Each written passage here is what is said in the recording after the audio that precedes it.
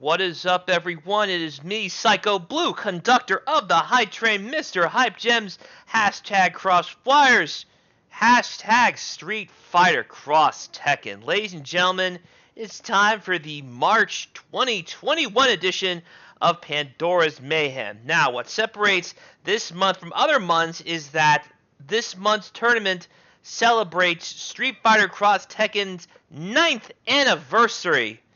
9 years of crossing lines, ladies and gentlemen.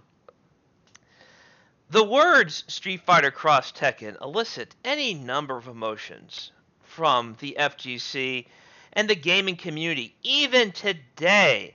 I mean, I've seen vultures like Matt McMuscles get 500,000 views talking about Street Fighter Cross Tekken as late as last year. Street Fighter Cross Tekken, I mean, the fact that you can still get fresh meat talking about Street Fighter Cross Tekken for that many views, for a channel not even directly FGC related, that is impressive. Which just goes to show the impact this game has had in the gaming community. Which is why I am proud to present to you this Pandora's Mayhem. We're going to have a round robin today, first of 5. All the way through. Let us get started without further ado. I am going to pull up the bracket and I'm going to see who is up first. And by the way, if you guys are joining Street Fighter Cross Tekken for the first time, or at least the first time in version 2013's history, I do ask that you check out the Street Fighter Cross Tekken Complete Dossier. 5th edition. A 6th edition is going to have to happen soon at this point, because people are coming back, and since we've done these Pandora's Mayhems here on NYCFurby, new information has come out about the game. Not so much new as in like new content, whatever, but I've learned more about the matchups. We have bigger sample sizes of the characters. So for now, we have the 5th edition, dated last year, of sample combos, strength and weaknesses, team placements, cumulative rundowns, and complete frame data for each character. And as we continue these things, and as I update the complete dossier to its 6th edition, I will let you guys know as soon as that happens with a new bit link. You see the bit link up there on the top right. Additionally, we have the Discord link where you can join in these tournaments right up there in the top left. So let us get this party started. Perfect. Okie dokie. Looks like we have our first entry right here. The time, that's perfect. Okay. So it looks like first up is going to be Carnage, one of our former Pandora's Mayhem champions, against Phantom Striker, one of my loyal officers in the Street Fighter Cross Tekken Discord, a wonderful player in his own right. Let us see if Striker can make the most of this. This is going to be first to 5 all the way through. Everybody faces everybody, but also means there are no second chances, no salty runbacks. When you encounter someone, it is going to be 2 players enter, 1 player's leave. There will be no rematches. Let us begin. As a reminder, first to 5 all throughout the tournament. Alrighty, players are set up. Let's get started. Carnage playing Jin and Ryu. Alright, I always love some Cross Tekken Ryu play, so this should be fun. We have the Poster Boys against Super Saiyan 2 Law and Guile in New Orleans Saints colors. Saint Guile. Ooh, far-standing heavy kick, buffered right into what he wanted to do, which is that that hook uppercut. I forget the name of it in regular Tekken, but it's Wave Dash 1. Anyway, because Hook Fist is like the jaw punch. Duh. Ooh, okay. Yeah, we're being tense right now. I'm trying to get warmed up. Whoa! Blown right through. EX is Fury Rush. Good trade. Striker takes the first round. As a reminder, on counter hits, that overhead ground bounces crouching enemies. So watch yourself. That would have been a trade that Law would win even if Jin wasn't low on health. But the stun would have lasted long enough for him to get a juggle.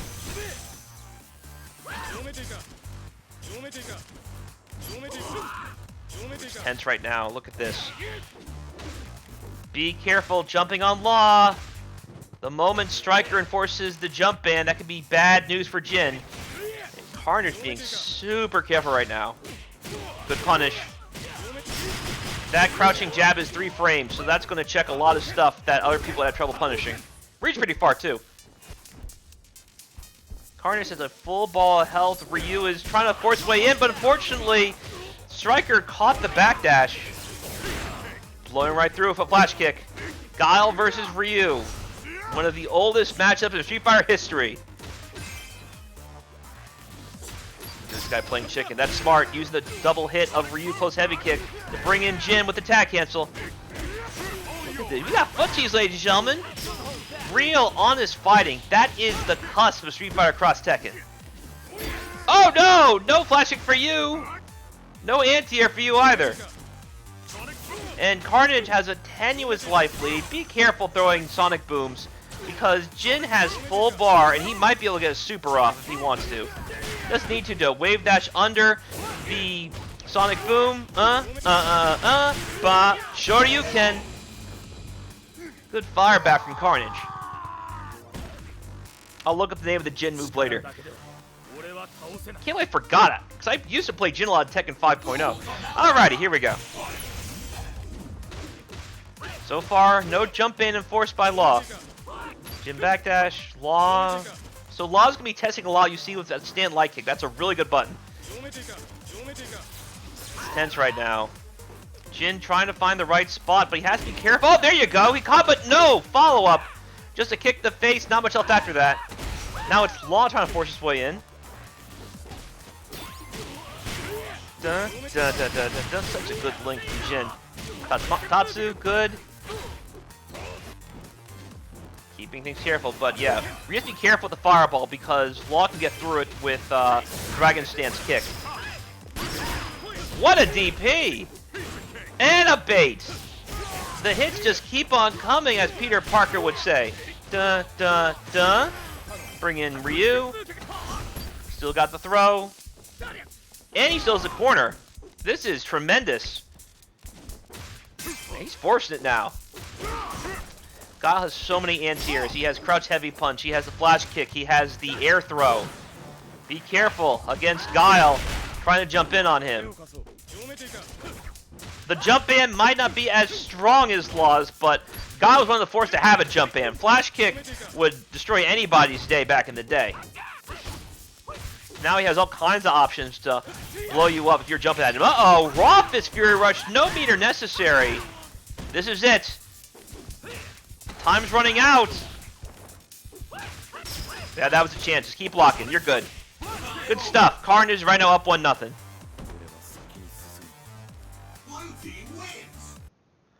Good stuff to Carnage. As a reminder, because it's round robin, it's first to 5 all the way through.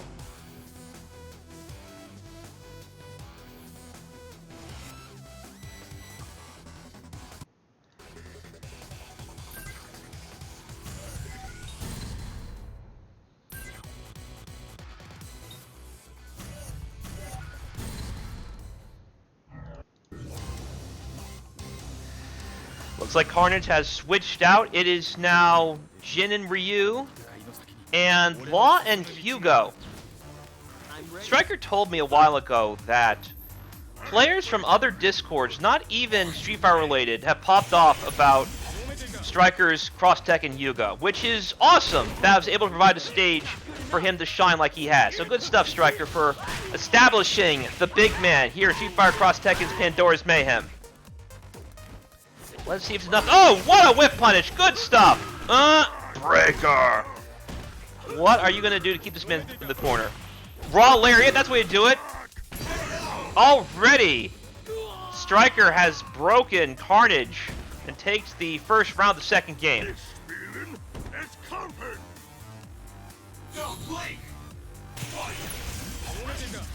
Nice. That's actually pretty smart to try sliding into Jin like that. I don't know if the Dark Holes will catch a slide like that. There you go! That's what I want to see. Against law, jumping is banned. Look at that. Look at that tension right there. You see them like shimmying back and forth. Because you don't want to eat a stand light kick or junkyard attempt from Law.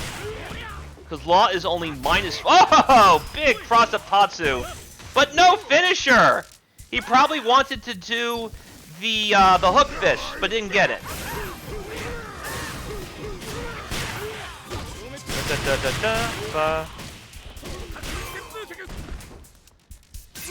Good throw break. And a nice little confirm. Once again, Carnage is on game point. Just when you think you have the answers, Carnage changed the questions on you. This time caught him low. Got a hard knockdown. Bringing the pressure. There's the throw. I wonder if we're going to see any of Jin's high-low game. It's not really good high-low game, just because it scales pretty heavily for him to get any links off of it. But nevertheless, it is something you got to worry about. Ooh, I know what he wanted. He wanted to get maybe that crouching stun. Oh, he didn't get the full conversion. He could have gotten the lariat after that. And this is going to be rough for Hugo to get in. There's not many ways Hugo can get around that. So you see... Well, actually, to be honest, there's really no need because Striker has the life lead. So it's got to be, yeah, it's got to be him trying to force his way in. And he got a conversion from that? Okay. So we talk about Ryu a lot here across Tekken. Japan says he's top 5. I do not think he's that good. But I will say he is the best show in the game. Just barely better than Akuma.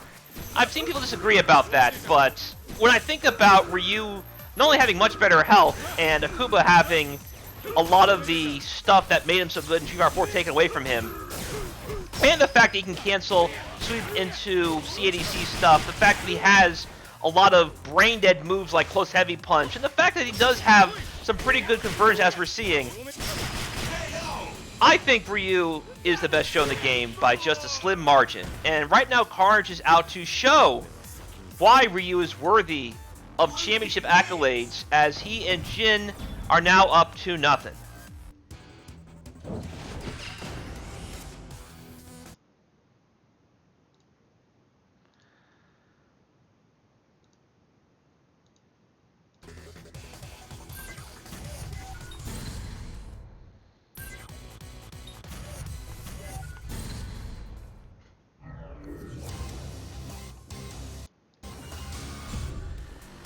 Okie dokie.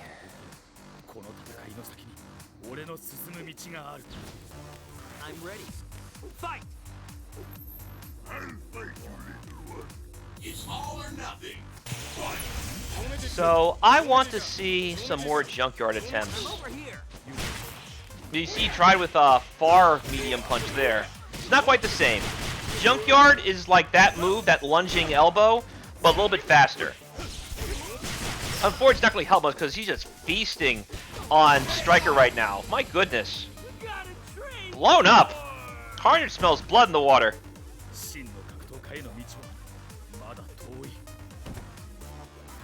Do you have what it takes?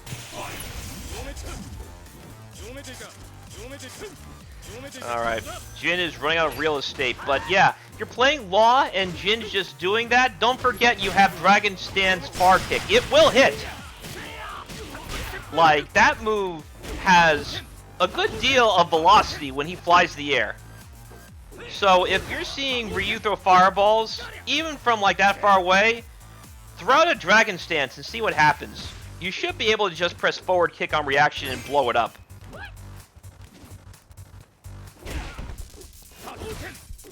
For now though, it seems Striker's having some issues getting stuff started.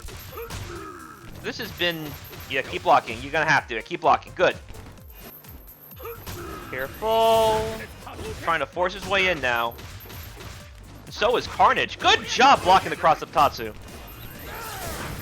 Oh no, that could have been anything but that. Probably wanted the splash. Or maybe he thought the lariat would have hit him on the way down just a little too early. No rush right now from Carnage, and time is ticking. Finally! finally something started. Now you can blow this guy up on Oki. Alright, time's running out.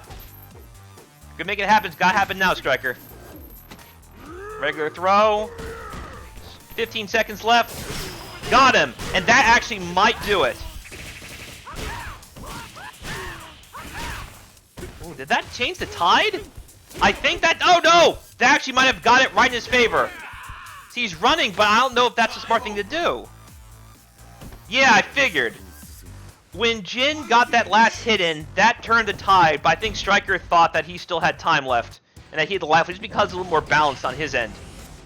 But that was excellent patience from Striker. He had a little bit, actually, if he converted that last bar to bring Hugo back, he actually might have finished the job, to be honest. So, yeah. When time's running out and the game is on the line, do what you gotta do, even if you're not sure if it'll finish the job. Man, oh man. Carnage on up 3-0. As a reminder, it's first to 5 all the way through.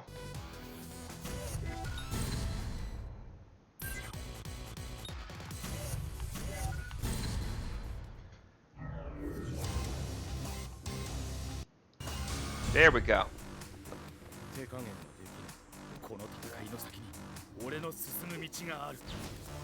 I'm ready. Alright, we're back to Guile. I am told there's supposed to be Captain America. So that it's not Jean-Claude Van Damme like I said last time, it's Captain America Guile. He ended the sweep. It's not what he wanted. No worries. Actually, maybe it is what he wanted. Just wanted the hard knockdown to show off for a bit by ending the launcher. It's fine. Perfectly spaced, crouching medium kick. Man, that move is so tricky. It hits before the move is fully extended. It's weird. Nice. So most people try to finish that particular Joe Futatsu because better damage, but Carnage probably just wanted to set up an Oki, which is smart of him.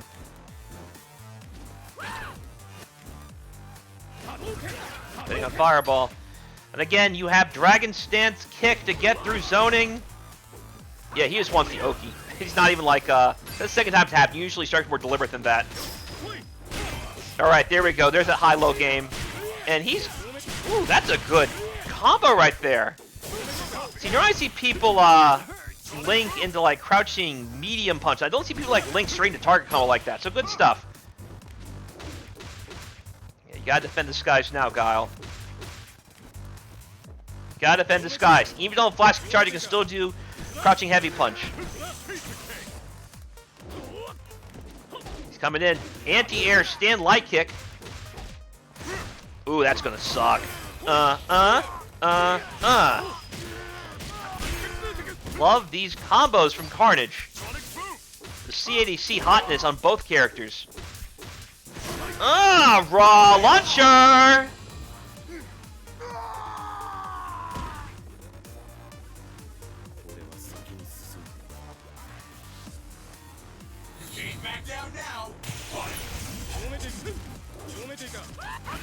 There you go. I mentioned earlier, but the thing about the stance lasts so long, you could just like do nothing, and at the very end still get the flying kick. So that time, Striker just let her rip, and I don't know if that was time for it.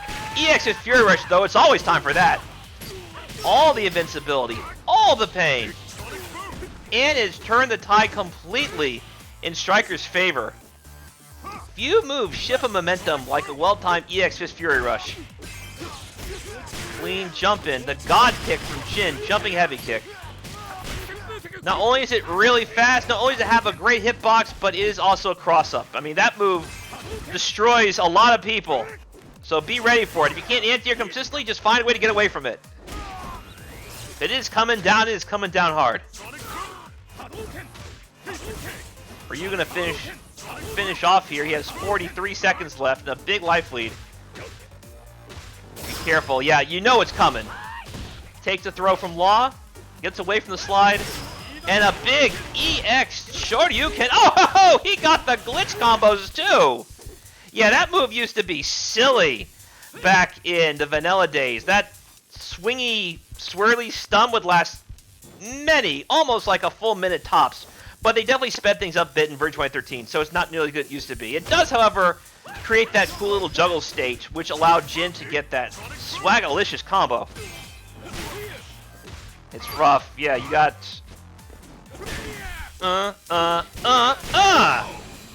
Carnage is now on set point. Gotta love that mental alertness anti-air kick.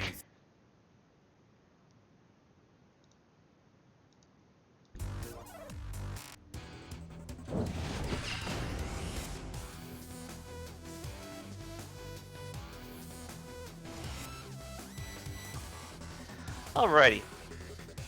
Let me see what the name of that wave dash uppercut is called. I cannot believe I forgot it. That's embarrassing.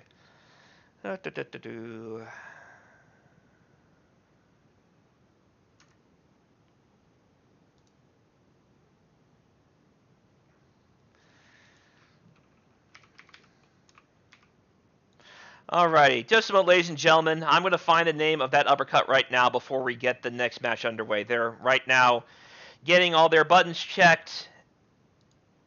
Thank you, guys. Thank you, Carnage, for being patient. I want to call this the right way. Here we go. I got the frame date in front of me. I have the complete dossier in front of me to find the name of that move. Here we go. Let's see here. It is called the thrusting uppercut. There we go. The thrusting uppercut and the right roundhouse punch, aka the electric wind hook fist. Even though it's not electric, just like a wind hook fist in this situation. There's no electric version of the hook fist in Street Fighter Cross Tekken. Not like Daddy Kazuya, you know?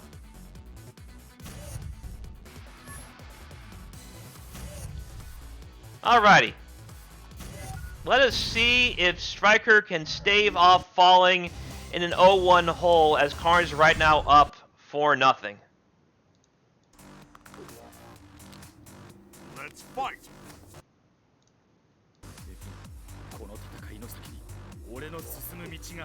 Are you ready? So, as I stated, I would like to see almost there. Oh, what a call out! Got the parry too. And as I said, you can delay that dragon stance a little bit longer than that if you are unsure if they're going to be chucking plasma. But they still have to respect you a little bit because you also have the punch variant, which has some degree of safety.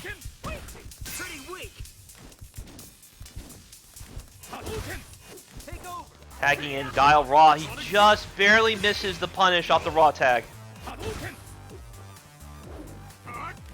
Patience on this man. Big jump in. Da, da, da, ba, ba, ba. Ah, too far away. No worries. Forcing his way in. What a turn of events. Oh, okay. Raw tag. I don't know if he wanted that, but okay. It worked out in the end. He just got a little conversion there. And is now on set point. Do you have what it takes? Ooh, I like that. He knew that was going to hit true. Stand light kick boosted all the way in. What a conversion. And a big jump in. Ryu is in to bring the pain. He's got an attack gem. No, he has meter gems. Jin has 2 attack gems burning. But he misses the follow-up. He wanted to just bring Ryu right back in with that thrusting upper. He did, however, get that mental alertness anti-air kick. 2 bars now. And Ryu can definitely bring the pain. I mean, his meter usage and the damage he gets from him is ridiculous.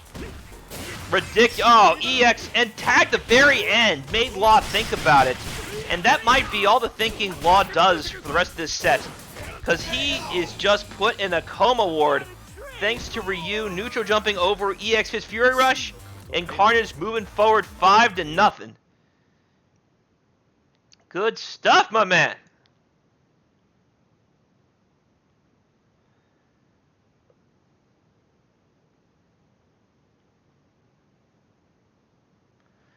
Alrighty, I am going to see where the next competitors are. Just a moment, ladies and gentlemen.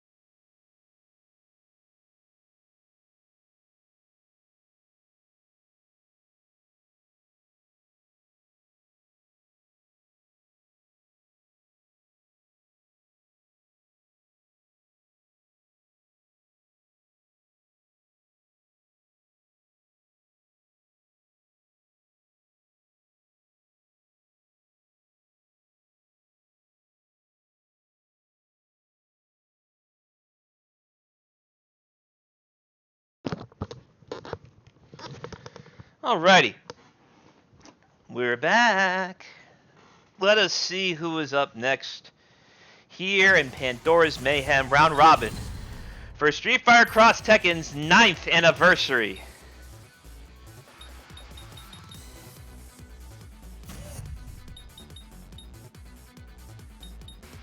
I'm taking a look. Hold on just a moment.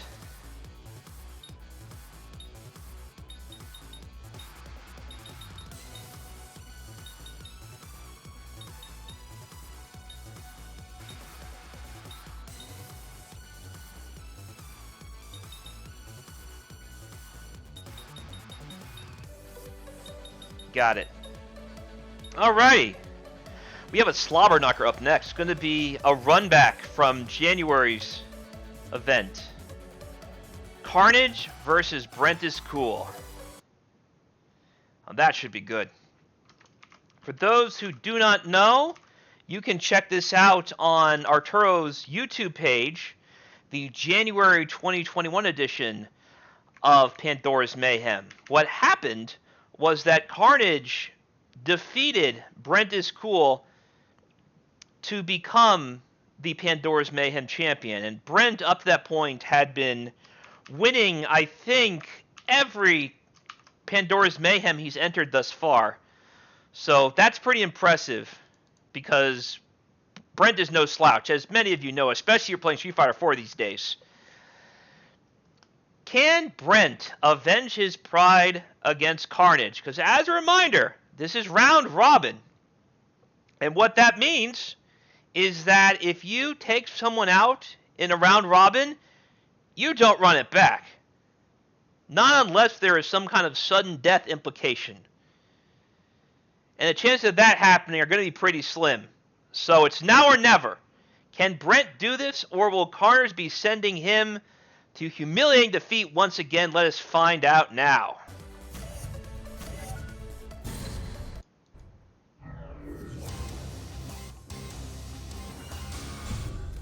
My fists will give you amnesia. Giving your all is the mark of a true champion.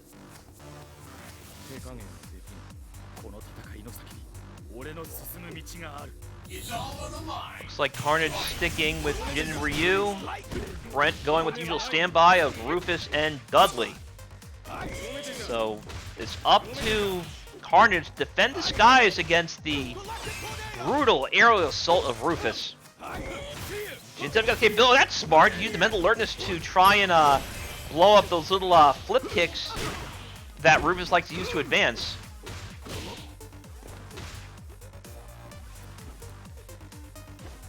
Be careful getting Rollins happy against Dudley as well. Because Dudley doesn't have too many crouching attacks that are that much better than his standing ones, he's going to be using standing attacks a lot more. Like, he'll use forward medium kick a lot to kind of move forward while still attacking. Stand medium punch is about the same quality-wise as crouch medium punch, if not a little bit better. The main thing he'll be using crouching attacks for is to try to get his high-low mix in, since he needs that crouching light kick to start any kind of low confirms. And typically, if he's going to be using something like a crouching heavy kick, that big flop, it's not going to be in situations where you're looking for raw launches. There you go. Carnage just outfooting Dudley there. Crouching medium kick going right under that crouching jab at his. Goes for Thunderbolt, and he caught him at the very end, and that was a tag, and he needed to bring back in Rufus. Uppercut, Rufus back. Smart thing to do, because he does have more life. And if Jin's not careful, he's going to have no life at all. And that's what happened. Brent takes first blood, up 1-0. All that you are capable of. Blue team wins.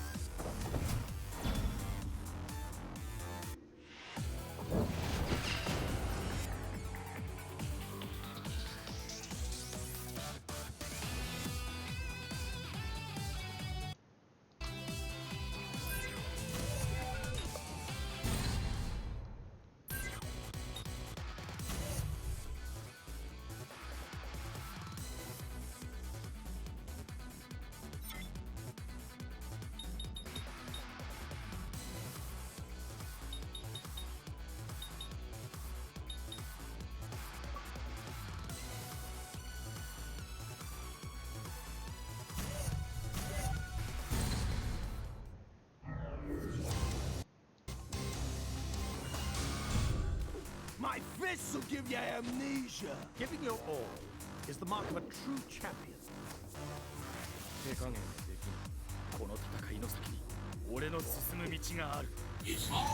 Alrighty. Let's see here. That was smart, so Brent kind of fainted a bit. Make sure that Jin was thoroughly exposed. We tried diving in properly. If you're too obvious about it, then Jin will just anti-air him for free. Oh, caught him. He tried to dash in, but crouching medium kick stopped him right in his tracks. The footsies, the neutral on Mr. Carnage. Always impressive. This is a California type battle. We have Carnage from NorCal and Brent from SoCal. I don't know if these two have encountered each other offline before, but all the same, it's still amazing just how many players come from California to a point where you have that kind of North and South rivalry. A lot of states, just like the whole state is one big representative, you know? Duh, duh, duh. Gonna chip him out probably, or beta TP like that. He delayed it and he still got hit by it. Jin's crouching light punch. It's a move to be respect those situations. Oh, absorbed all of it. Dang. And that turned the tide firmly in Carnage's favor. There's that anti we were talking about.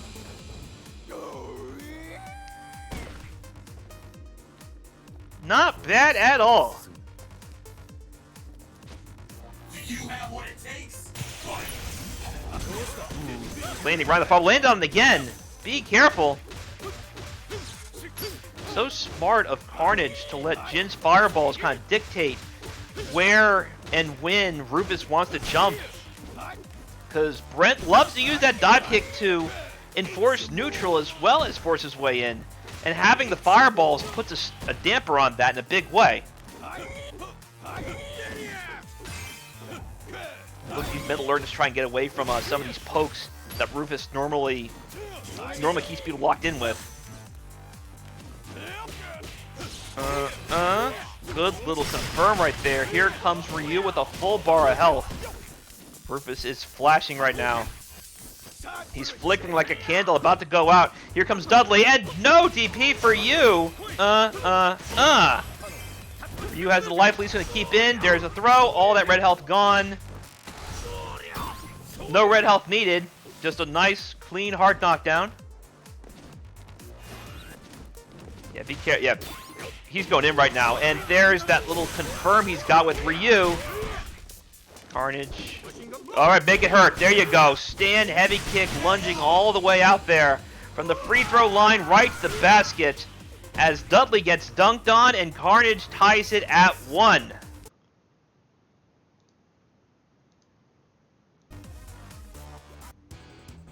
Good stuff to Carnage. Let's see what happens next.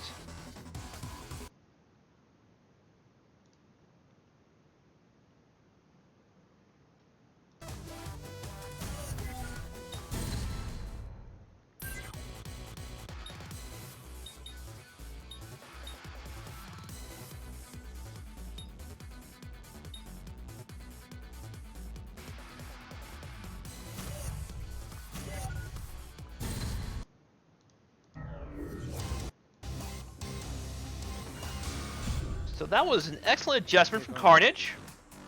I mentioned earlier what some of the situations Jin should set up if he were to combat Rufus, and Carnage did that marvelously. Let's see what happens next. Alright.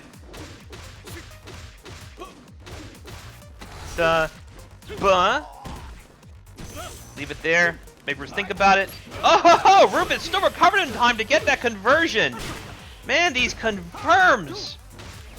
These confirms from Brenttiscool are just nutty. Dun dun dun dun dun. Yeah, that's smart.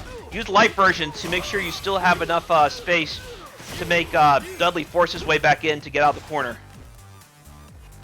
That's the high-level meta Street Fighter Cross Tekken. Where are they going to land, depending on which Tatsu Ryu uses to end that combo?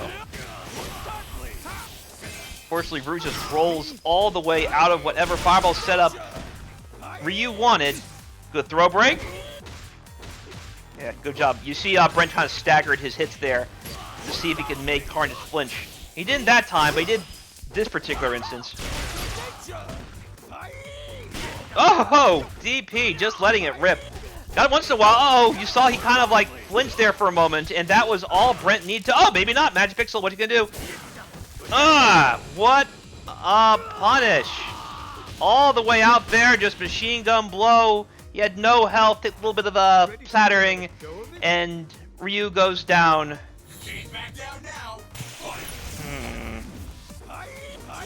Now, if you're thinking, oh, clean jumping, okay. Jumping heavy punch. What an attack. And Jin's in the corner. You don't want to be in the corner. Yeah, you see that's the Oki that Brent has set up. He tries to lock you out so you can't roll the corner easily. Smart stuff from Brent and Rufus. Blowing up that little setup he wanted to do thanks to mental alertness. Might have been forward, it might have been over. I couldn't really tell from all the electric going on there. Don't dash in too much. Nice. Throwing a light machine gun blows, okay. Keeping his turn. So the thing is, if he keeps doing this, he could potentially summon Rufus like that. Dun dun dun dun dun. Keeping that use a sweep setup as well to kind of keep the Oki more in his favor. However, Carnage managed to get out of that and put the pressure right back on Brent. Oh, raw launcher! Uppercut. What a call out. Raw launching the wave dash. Brent is now up 2-1.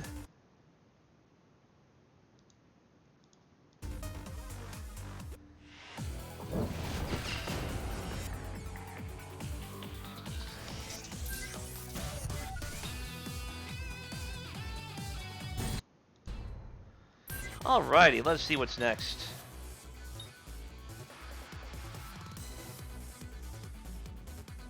Ooh, this should be good. This should be good right here, ladies and gentlemen.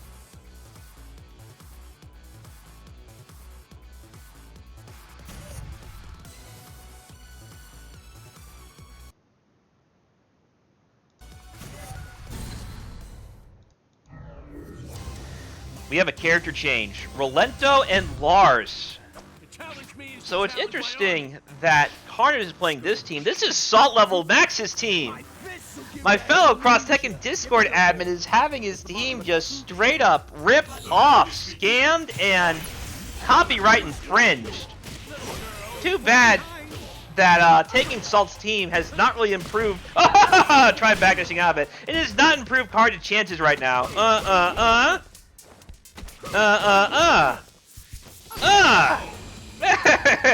That's unfortunate. I feel bad for you, Salt.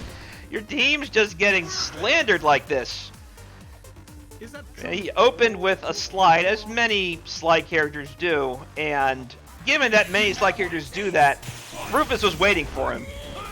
Yeah, you saw right there he was already preemptively doing a shallow dive to make sure there was no YOLO slides coming his way. And if there were, it would be punished in the most brutal manners. Good job blocking the overhead. Here comes Lars. Oh, he's too far away to get the combo he wanted. I know what he wanted. He was too far away. Nice little conversion there from Dudley. DP. What is the set gonna be? Pogo? Oh, not even Pogo. Oh, there's a Pogo. Just jumping after him. Not impressed whatsoever. Is this the end already? Oh, raw Patriot Circle, just doing it.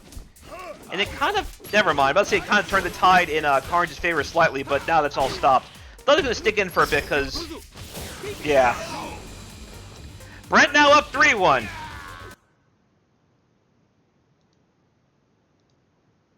Truly all that you are capable of? Red team wins. What does he say to Rolento? I don't see Dudley versus Rolento much this game.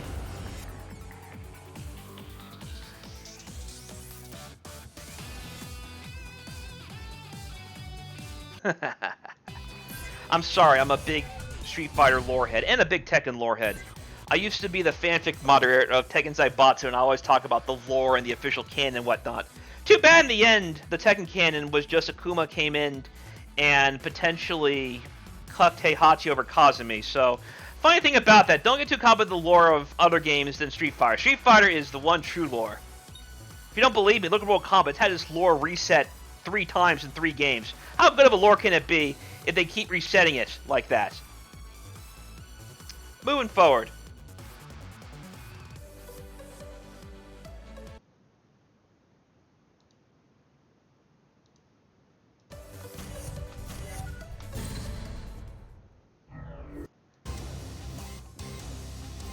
Going back to the team that won him the title last time he faced Brent. And he's got a long climb he's got to make if he's going to pull this off. I'll take on any challenge that you got. Yoshimitsu and Steven Fox.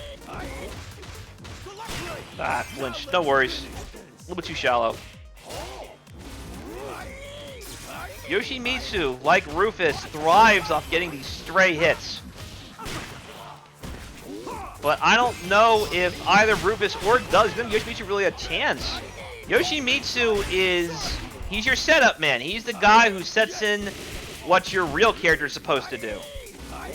If he can get him sucked in like that, before he's on the ground, that's what you wanted right there.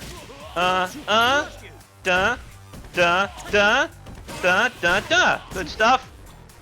Oh, look at the swagger. And then, oh no, he lost the standoff. Alright, British boxer battle. What's going to happen? Dudley, I think, has the better normals than Steve. There's not many great pokes Steve has. He has crouch medium punch. He has... Alright, he could use the Yamazaki flickers. That's an option. He's using him in neutral like that. Okay, I see you. Yeah, unfortunate situation. Dudley's going to win more often than Steve. Steve's reversals are really lacking, and he's also super meter hungry, so it's a good thing he's got full bars. Steve without meter is not really that scary. That's why I had Steve kind of at the lower mid tier, even though a lot of people have much higher. He does have some cool stuff he can do once he has bar, but his high-low game without meter is not that great, and he doesn't put the fear of God in you unless he actually puts his hands on you, and you didn't have your guard up. A lot of characters can just like alpha counter through a lot of this nonsense, to be honest. Alright, good little parry from Steve. Time for Yoshimitsu to parry to save the day. If he does not get linked into the corner.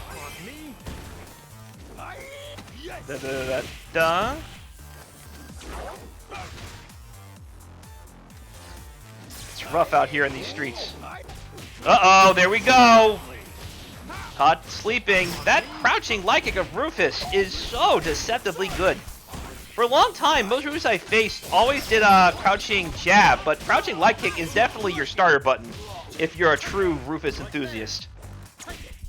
Ooh, and he got the stun, but no follow-up. Just a little jab. He probably wanted to link or something.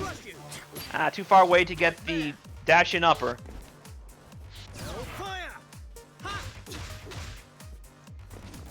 So many unique crush counter stuns in Street Fighter Cross Tekken. Trying to keep his turn. He's being careful what he converts with. Dun, dun, dun. Man, no fear whatsoever from Brent right now.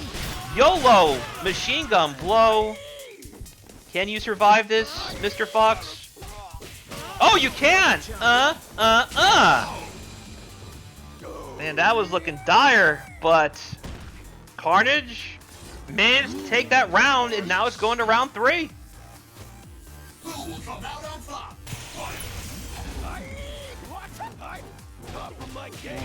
And again, look how far these things are converting, thanks to not just Rufus's great buttons, but the boost system. No matter how far they are, if you are in good range to confirm at least your first couple of buttons, you can just boost the rest and get exactly what you need.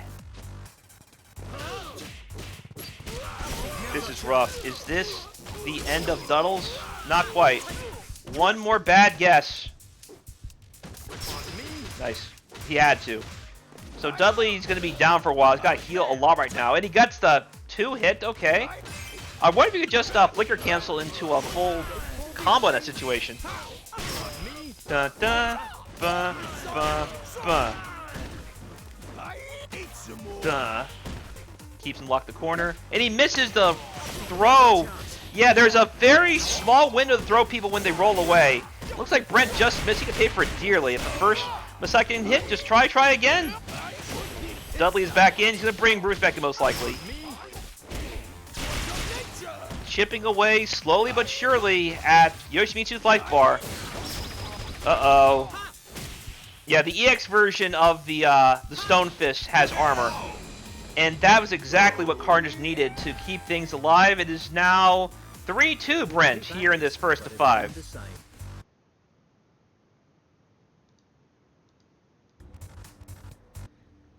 It always throws me off that the kick version is called Stone Fist and the punch version is called Slap You Silly.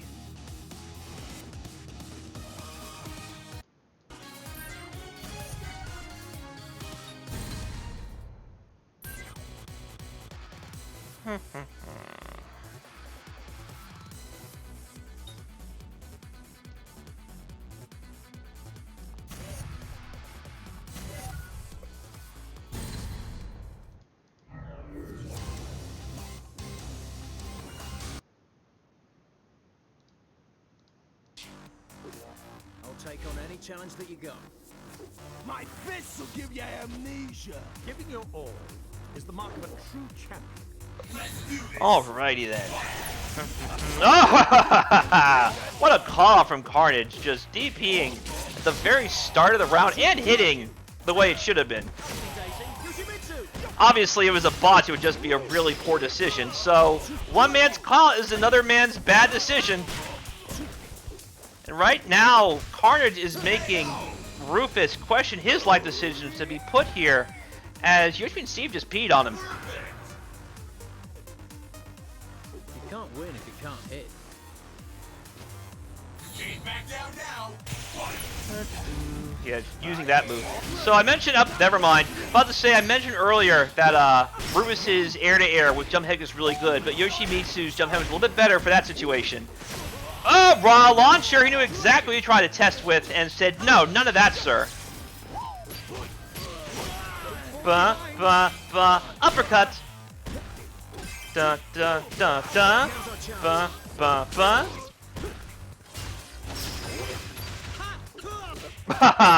One spin too many. Trying to be a little bit too cute there. First time, shame on you. Second time, shame on me.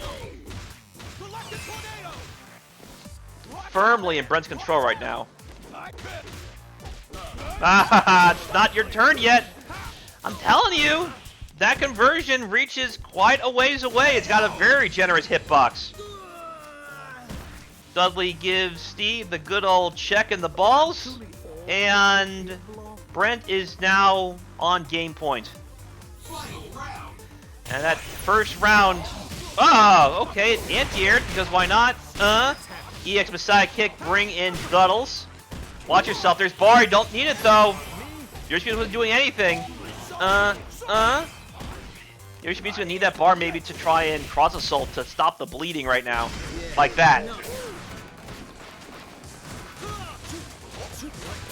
Oh, look at these blocks, look at these blocks from Mr. Brent.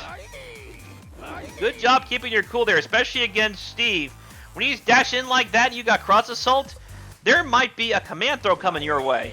Only hit standing characters though, but if you delay the stun enough, it could really mess you up.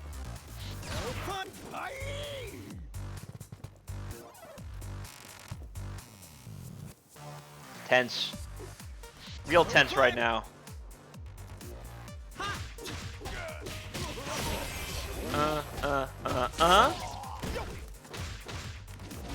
There you go. Jump back heavy punch.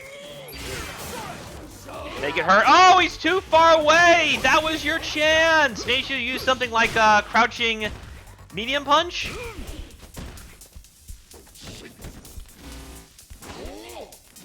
Maybe even a crouching heavy punch would have reached far enough, and then you could just launch into Steve. Either way, that sucks. There's only 15 seconds left, and yeah, Brent's not gonna throw that away. Brent's typically really good about realizing what the only options are of his opponent is and making adjustments as needed. Brent is now on set point.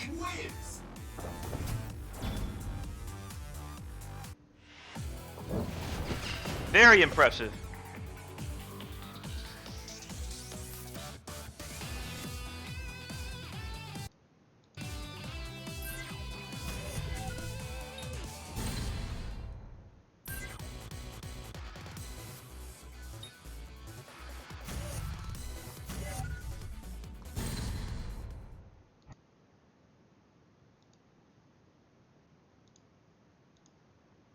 Give you amnesia. Giving your all is the mark of a Alrighty, true champion. how are we going to overcome this? Let's find out. But if anyone can do it, it's definitely Carnage, because this is one of the few men who has stopped Brent's run of first place at Pandora's Mayhem. Dun, dun, dun. Nice. I love the little block string right there, too. But watch yourself. Rufus' stand BM kick is sneaky. Da, da, da. Uppercut. The thing about Yoshimitsu, because he jumps so high, those neutral jump punishes aren't gonna be the best option most of the time, especially in characters like Dudley who have those deep DPs. Keep him locked in as he should, and because he has locked in, he can just easily throw his roll while he's rolling in the corner.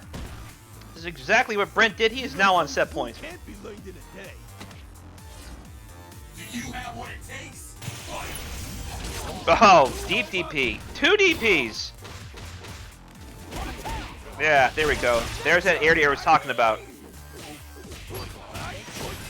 Ba, ba, ba. Uppercut.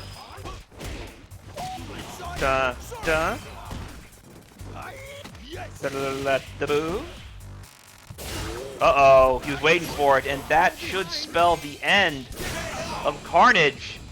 Brent rolls forward 5-2, and now he is the pool leader with a 1-0 record, while Carnage has to sit on 500, 1-1.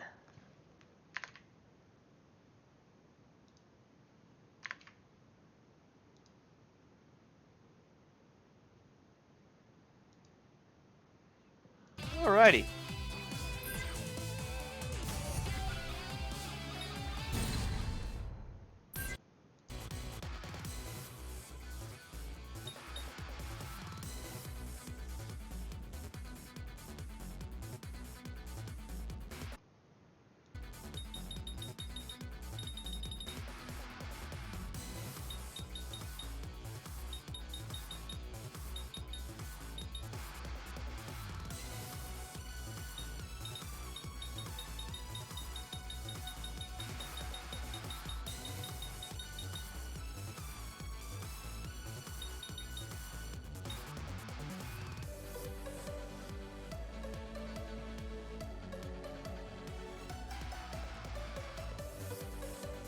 Alrighty, looks like we got everything back where it needs to be. Next up is going to be Brenttiscool and the Monarch of Marines, a newcomer here in these Pandora's Mayhem parts.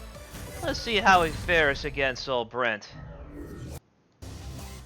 With Akuma and Lili. My fists will give you amnesia. It's actually a pretty decent team, to be honest. I'm curious if Monarch can get anything off of him, to be honest. Nothing against Monarch, it's just I'm hoping that I can see some cool Akuma Lili tech, because that's a really good point anchor type dynamic. That's pretty good. Tatsuing in and then getting a stand heavy into a DP. Sadly, here comes Duddles. Swimming a bit. Oh, okay. Was that a stand light kick that he just linked with? I don't see that often. Good air to air at the elbow from up top. Such a devastating jumping attack. One of the best air-to-airs in the game. You ready to make another Up go? there with Heihachi's jump heavy kick and Rufus's jump heavy kick. Maybe not as good as Jin's jump heavy kick, but I would say it's in swinging distance, as they say. Oh, okay, no juggle, no worries. Gets the overhead and the link and the juggle as well. Da da, ba ba da da da. Lock him in the corner. Jump that way, jump the other way, try to dive in, but Akuma jumps out. EX Demon Flip attempt, but a little bit too slow. And he was desperate. Oh! Elbow! I'm assuming Lili was thinking empty jump low and just got dunked on her head. That's unfortunate. And a single short swing blow. Brent is up 1-0.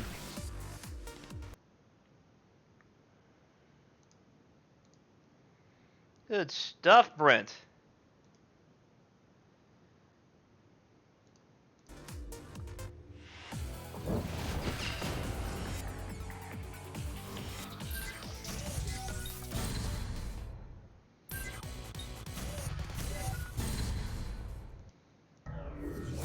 Alrighty, running that back. Let's see. Oh!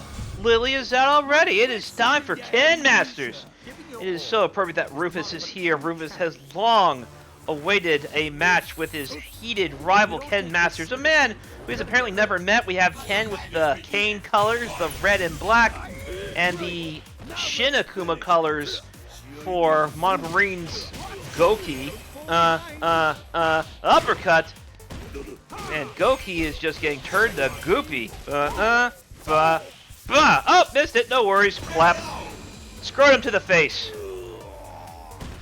And Shin Akuma, the bane of many quarters back in CVS2. This game also gave him back Misogi. So maybe we'll see one. We'll find out.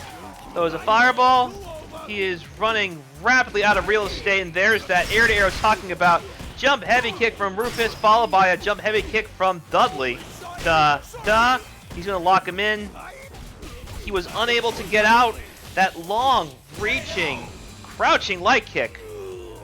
And Brent moves forward 2-0.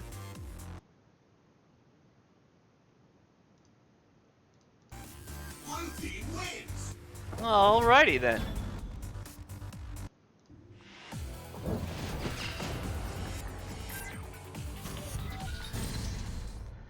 Next slide. It's not a good start for Monarch right now. What I recommend doing, Monarch, I'm going to be your coach for a bit if you don't mind.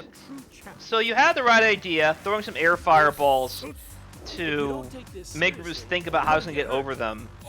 But you run out of real estate too quick. What I mean by that is you need to be mindful how much stage you have behind you so you don't get locked in a corner. Akuma has, well, that's a good way to stop that, just DP through. Just don't get baited too much. Akuma has very low health in this game, which is a problem because locked characters can easily break 400 damage with no bar. So Akuma has no chances to make mistakes. On top of that, his Vortex is not as guaranteed as in some other Dimps games. So, in this situation, you have to be very careful of how your opponent's going to wake up if you do get knocked down as Akuma. That's why I think Akuma is just a sliver worse than Ryu, because a lot of stuff made him dominant in Street Fighter 4 don't exist for him in Street Fighter Cross Tekken in the same way that made him top tier in the first place. Uppercut. Not saying he's top tier all the time, mind you. I'm just saying, like, in this situation, he's very good, but you have to change your strategy a bit. So far, whatever strategy Monarch has in mind is not paying the dividends he would hope. Brent is now up 3-0.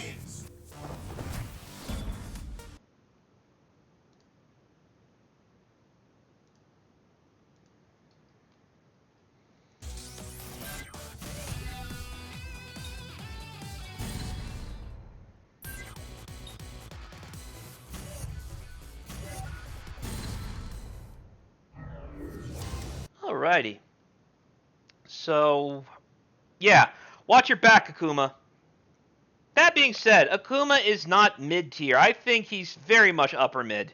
He's not in the top tier, oh my god, what's wrong with you tier, like some other characters in this game. But he is still very strong. I think he is just below Ryu. Some people have him above Ryu, and there's a justifiable reason for that. I just think he's a little bit worse than Ryu just because his weaknesses in his game are more accentuated due to the way Cross Tekken works compared to how Street Fighter 4 worked. But that's just me. And that was a quick round. My goodness.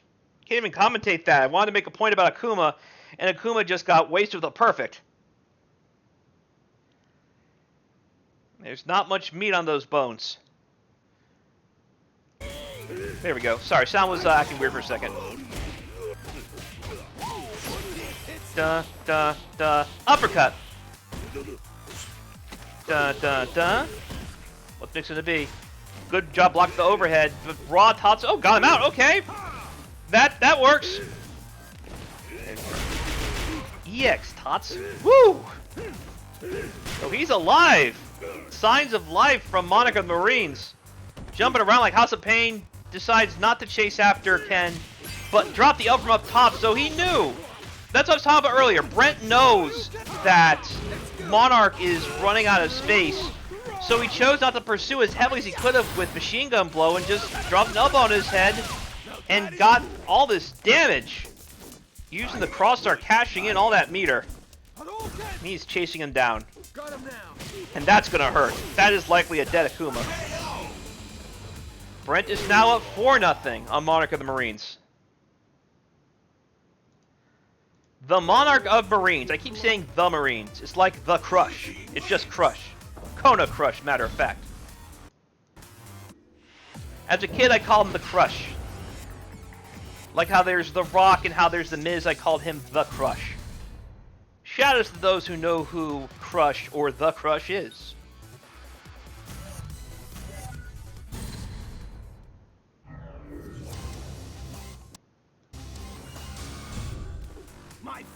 Brent is on set point.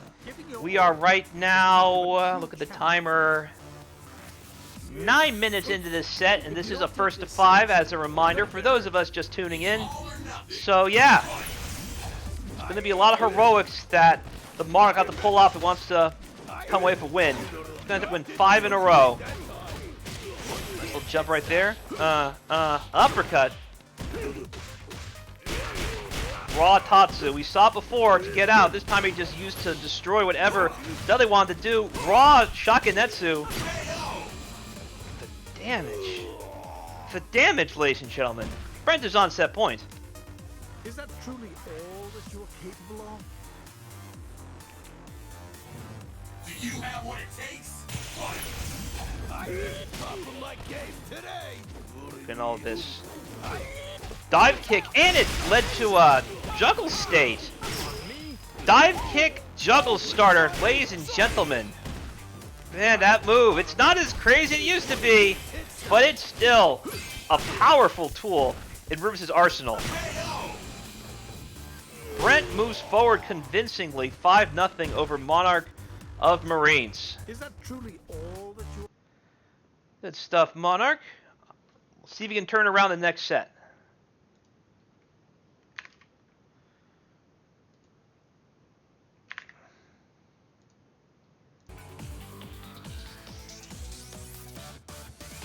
Let's see who's up next.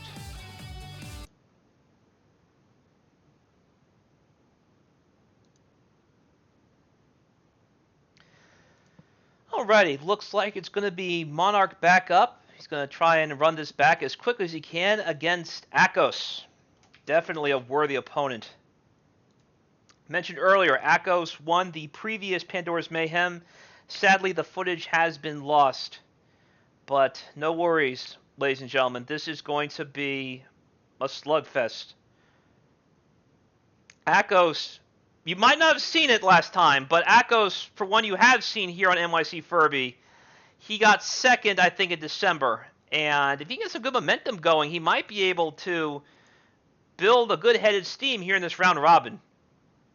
So let us see what Ahkos has in store for Monarch, who is trying to fight off an unfortunate 5-0 against Brent.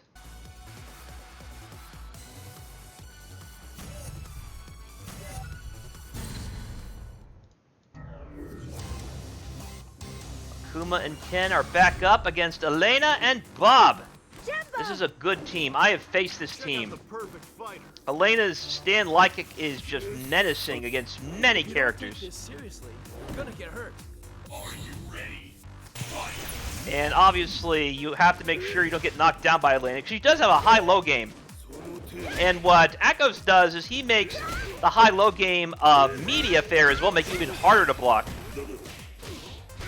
So far, it does not seem necessary. He just chased Akuma to the corner, which I mentioned in the last set, and just brought devastation on this low-health Shoto of the Satsui no Hado. Shin Akuma definitely looked like Shin Akuma just by nature of him having lower health than normal. For those who played CVS2, the playable version of Shin Akuma has even less health than regular Akuma. So if you're going to hit them, make sure it hurts as much as it can, because they touch you, it's going to hurt that much more. Careful. Raw Tatsu. Jump Tatsu and a DP. I like it. Da da da da da da da. Nice. So the thing about that move, that's a another Tatsu and the DP. This time the Tatsu hit, and he just let her rip, and it all comboed. Another DP. Whip DP. Oh, make it hurt more than that, my friend. And a cross-up DP. Look at this. Signs of life from NYCFurby. Yeah, definitely putting out the work on Ahkos right now. Ahkos trying to fire back. Now is a solid life lead. Da da da da da. Bah. Ahkos now up 1-0, but Monarch caught him there with a number of cross-up Tatsus. Good stuff, Monarch.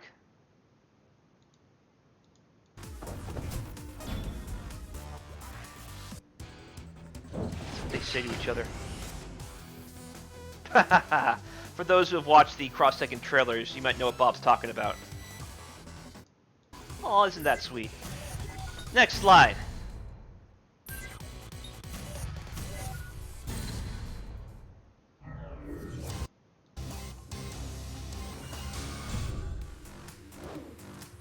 Jumbo!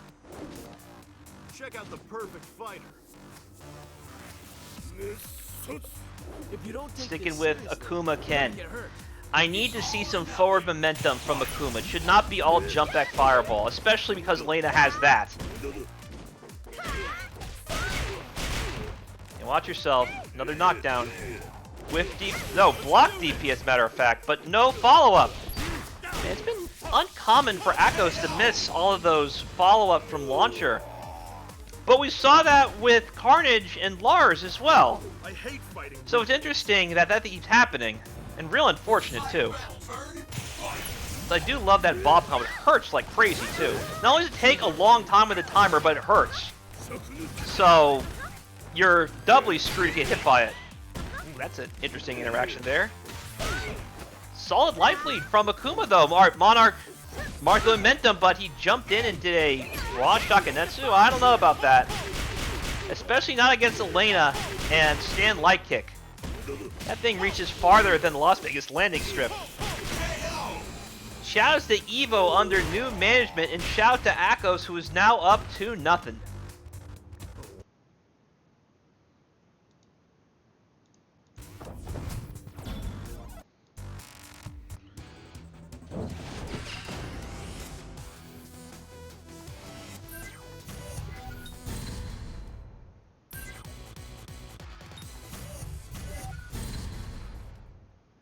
Alright, what do we have here? So Akuma now has his Alpha 2 Shin Akuma colors. Jumbo! I actually have Shin Akuma colors for both in my own Cross Tekken game.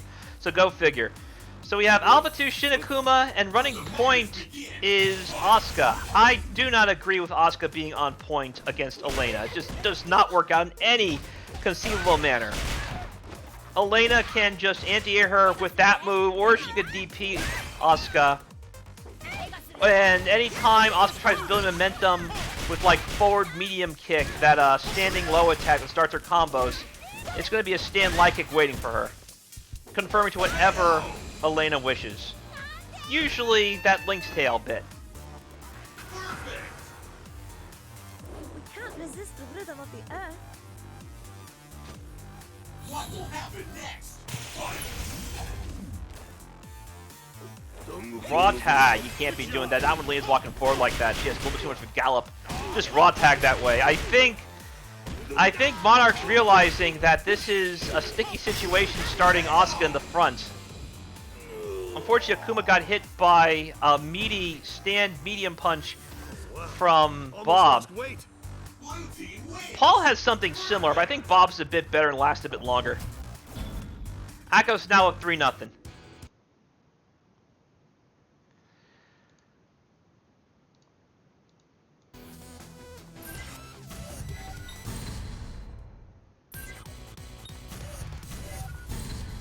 How are you going to stem the tide, my friend? Switching teams works. Ryu and Ken. Jumbo! So, I predict a few more jumping attacks and more crossed-up Tatsus. Sure does. But he does realize, it looks like, that Akuma has way too low of a health pool to be playing the way he's playing. Like, Ryu has like an extra quarter of health over Akuma. We talked earlier about those Tatsus. But I think Ahkos is waiting for it now. Monarch. Oh! What a trap right there! Wave dash in, did that slow-moving, hard-hitting 1+2 off the wave dash, and it lingered long enough to catch Ryu in a big crumple stun, and that was the end of that round.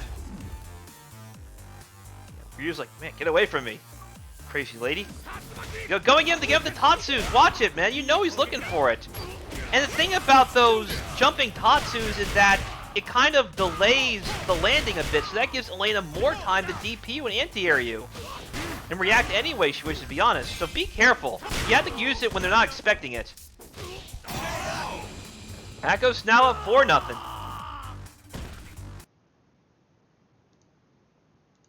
Lost weight.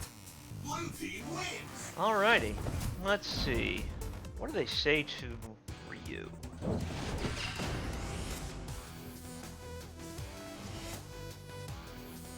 There's lore behind that quote too from Elena. That is from Ryu Final. So know that giant tree in Dudley's yard? That is how Elena knows Ryu. Ryu is fighting Dudley in Ryu Final. And as Dudley is starting to get the upper hand, Ryu hulks up by landing next to the tree after Dudley sent him flying. When he lands at the tree, Elena starts talking to him because there's a sister tree in Africa that Elena's to hang around. So she hears Ryu's voice through the tree because the trees act like a telephone. I am not making this up. You can find that manga somewhere, but I think Udon made it out of print a few years ago. I have like a whole bunch of Street Fighter manga on my shelf, and I really should get some translated. Like, Ryu Final was translated, but I got a whole bunch of anthologies that are pretty cool from Street Fighter stuff in the CPS1, CPS2 era. What do we have here? It looks like, to try and save this set, Monarch has switched teams again. Ken and Cammy. Check out the perfect fighter. If you don't take You know, I love Blondie too. This is only Street Fighter 5 right now. Look at all these blondes. Stand by, all clear. Look at all these handsome, gorgeous, well-endowed blondes.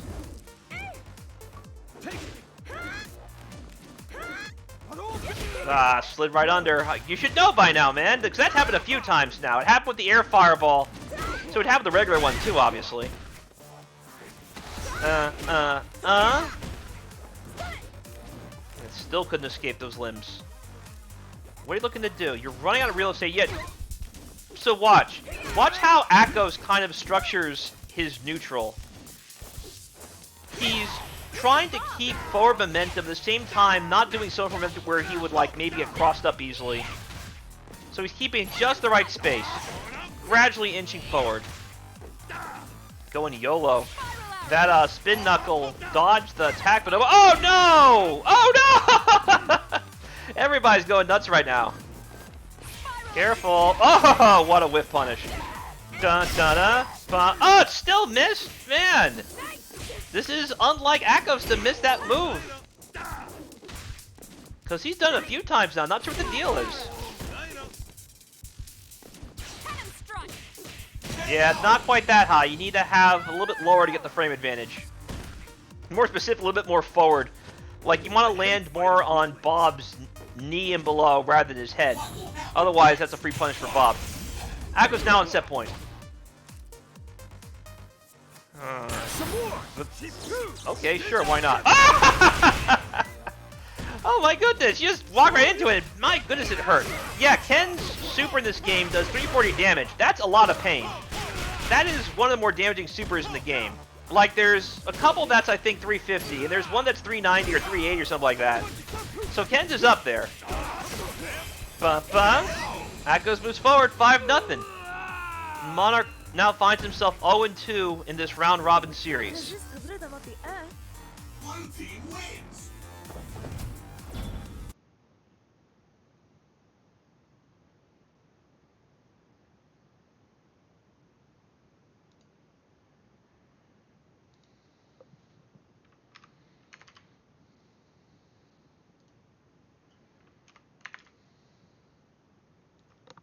Alrighty, next up is going to be Ahkos and Phantom Striker. Let's see what happens. Ahkos, part of the old IRC, and Striker joined us around the time the Cross Tekken Discord opened 2017. The old school and the new school. If such a thing really exists in the Cross Tekken community. Let's find out who wins. Ahkos sticking with Elena, Bob, and Striker going with Law and Guile. Jumbo! Check out the perfect fighter. I'm ready. Fight! So we have the Gohan Guile and the Saints Let's Guile. fight. It's all or nothing. Fight.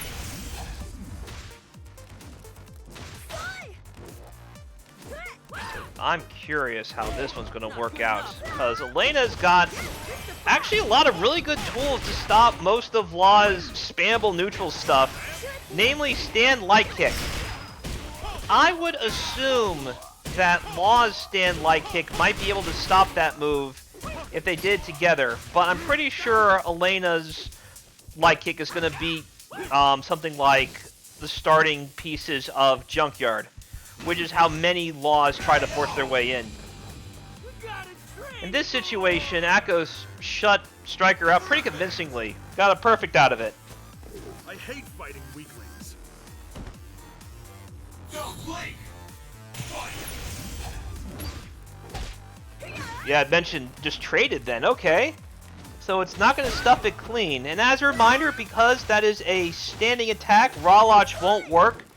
So unlike Chun-Li's crouching light kick, which is her main 3-frame span move, Law is going to have to really be creative about this. Stand light kick just traded, so what's the answer I was hoping it would be? A hitbox a lot bigger than it leads on. Ooh, perfectly spaced slide right there. Still Elena's turn there. Man, goes on forever. Caught flinching, and because he was caught flinching, got caught in the full Link's tail, tagging into Bob, who was escorted Guile to the corner. Came in from the front, didn't finish the job though. You can reversal through the sweep and the double fist there, but unless you have a charge, Guile's gonna sit there and take it, unfortunately. Ahkos up 1-0.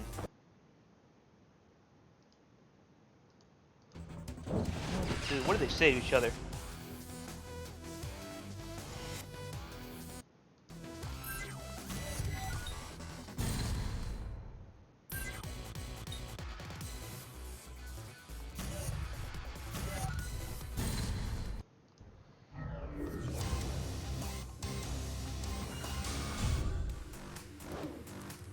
Jumbo! Check out the perfect fighter. I'm ready. Fight! Let's fight! Let's do this. Fight. Be careful doing those block boost on Law. Make absolutely sure Law can't just junk on reaction. That's the problem Bison runs into when he's facing Law. So be careful. Good interrupt. So he knows there's a gap there he can just jab through. Smart stuff from Striker. That moves throws a lot of people off, myself included. There's been a long time since I've faced a lot of Bob players. We just let that Fury Rush go raw. It wasn't even the EX version. Unfortunately, you just got boosted right out of whatever he wanted to do. Lane's just boosting right back. Here comes Bob. He's not going to stick around. Good. Waiting your turn there. Flash kick, but nobody home. Bah! Oh no, you missed it. And is that the chance you needed? And missed it again! And he missed the punish there. Oh my goodness. Man. Ahkos is just handing this round to Striker, but Striker doesn't seem to want to give it. Everyone's dropping everything. However, I need to be honest, this is coast-to-coast connection, so sometimes some curious frame drops happen. Striker wins that scramble of a first round, but for how much longer is it going to stick? Let's see if Ahkos has adjusted to the curiosity of that rollback connection. As a reminder, this is rollback. So, what you're seeing here is not going to be a situation where someone just goes to slow motion with frame delay. It's more the fact that there's a connection drop. It's that someone connected and then rollback said, no, you didn't. It might be converting or not converting based on what they saw the first time. Only to learn all too late that rollback said, nah.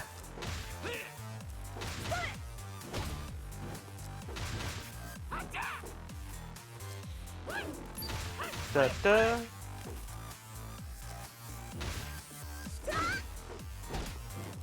That's smart. That is real smart of Striker. He was kind of testing to see, is this the space I want to be in? So the reason why Elena burned 2 bars there is because the extra hits would make it safer for Bob to get in. If Elena just did a regular DP, there wouldn't be enough hit stun to protect Bob. Nah, it's unfortunate that Striker dropped that. I know what he wanted to do, he just missed it. He was lucky to tag in Law when he did. Ooh, that could have been it. Keep eyes on the prize, Striker. You're almost there. This is smart. Yeah, Striker was spacing that perfectly. Alright, but now he's stuck in the corner. This is where it gets really dicey. Still caught him. Oh no! That brings back Elena! You have one chance to finish this. Running after. Run, run, run, run, run! Oh no! Hang in there. You got it! Good stuff. Striker ties it at 1. Yeah, Striker knew it was time to bail out in a big way. Good stuff, Striker.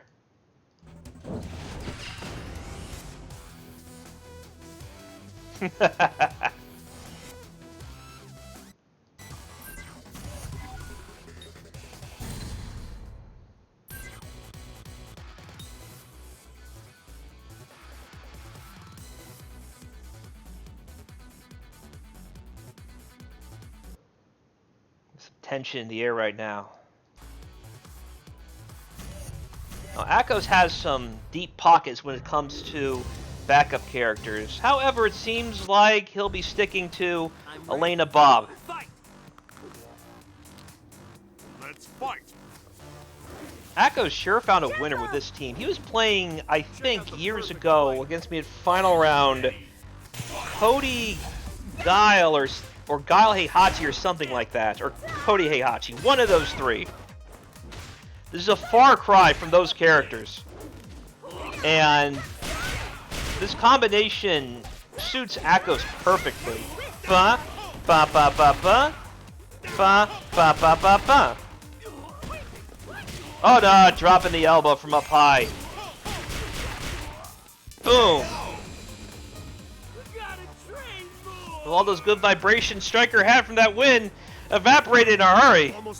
What a commanding round from Ahkos. Completely unaffected. Da da da da ba ba. That's what he was looking for earlier. Da da. All the damage from upside down kick.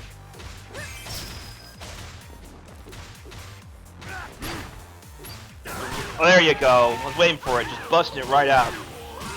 And because this game is so dynamic, you easily lose track of the opponent's meter. So that move can seem like come out of nowhere because you lost track of how fast these guys build the bar.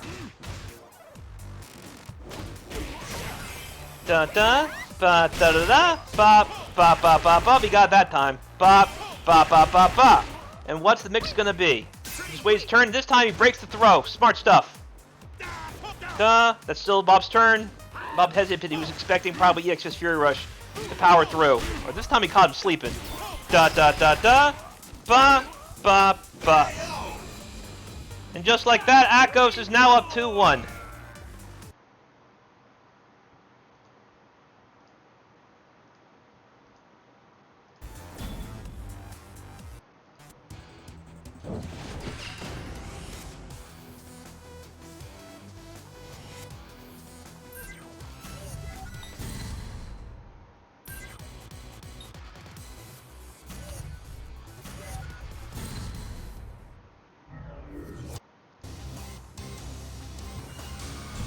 It's all on the line. Let us see what happens.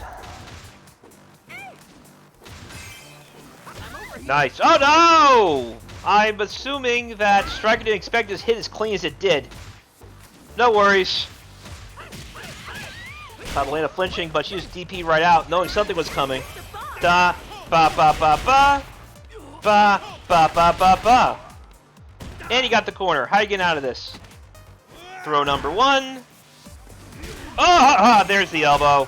Boom. And the thing about Bob having attack gems burning is that that'll increase the damage of his throws as well. It's not just hits that go up when he has that gem burning, which means situations like that become all the more frightening for martial law.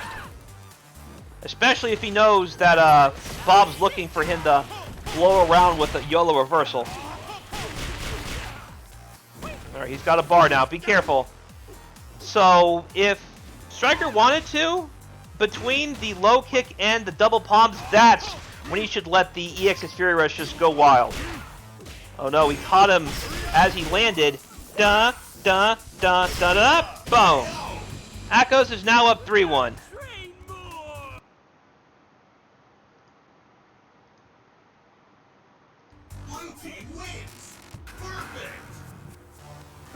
I didn't see what they say to Law, by the way. I will show you guys.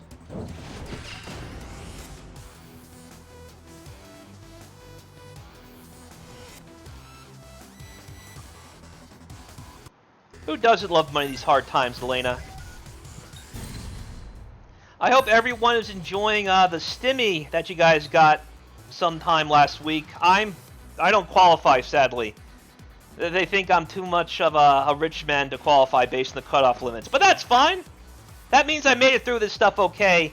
And having Cross Tekken here definitely helped make sure that I made this stuff through okay. Not because I'm making money off it, mind you, but because it keeps my sanity in check. Having this game that's been with me 9 years now, here to host tournaments, to watch high-level matches, and to share those matches with everyone here at NYCFurby. So thank you guys for your patronage the last year, and for those who have been following me since the beginning of my channel in 2014, thank you guys for 7 years of patronage. Make no mistake, Cross Tekken's not going anywhere because I'm making sure the only way it's going is forward.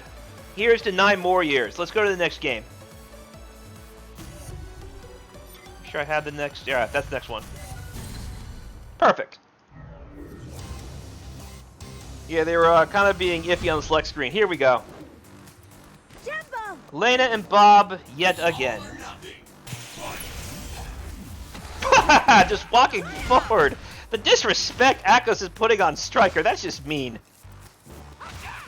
Yeah, there you go. I want to see more of that, but unfortunately, Elena is no stranger to punishing that. It's 3 frames and it reaches super far, so she has to think about the spacing as much as some other 3-frame characters.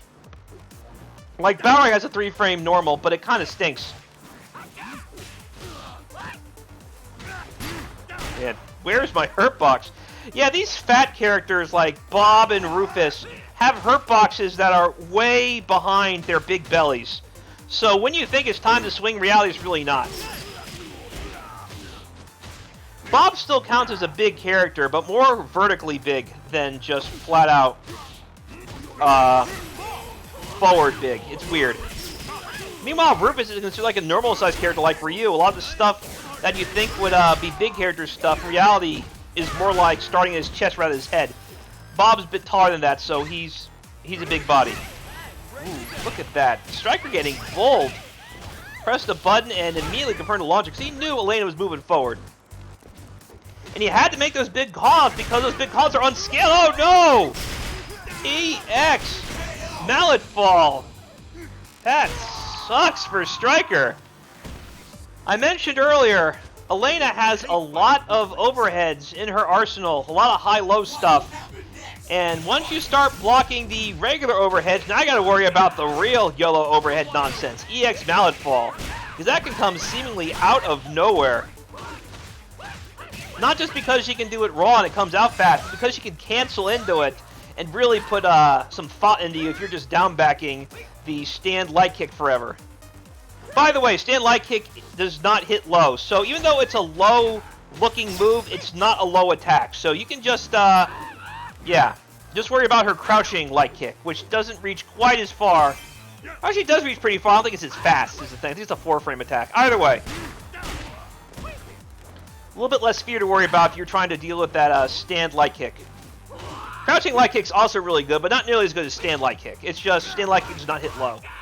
The one caveat. Otherwise, it would be like top tier good. I don't think she is top tier, but I think she's just outside it, given further considerations. Since, yeah, she can lock people down pretty bad with stand light kick the Link's tail. And that's why you need alpha counter, so you can just blow right through it.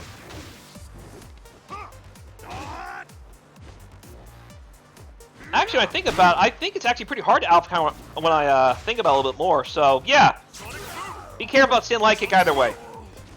This is a great round from Striker so far. He's making... Oh, no! Spoke too soon. Keep doing. Seconds left. There you go. Yeah, he had to get crazy because time was running out in a big way. Excellent stuff. Striker this time played a lot more patient. And once he had a life lead and he saw time was running out, he stuck with it and just armored up. The Fortress was in full effect. Walking up throw again because, again, Striker... That's the caveat. If you are turtling, be wary of throws. He needs a life lead, though. Elena has a slight lead. Oh, no! You could have wrecked it the jump ban. As a reminder, Law's flip kick is complete air invincibility, and I'm pretty sure it would have beaten Elena in that situation. And now it's rough. But Striker knows he has to keep blocking. This is still... There you go. Alpha counter through.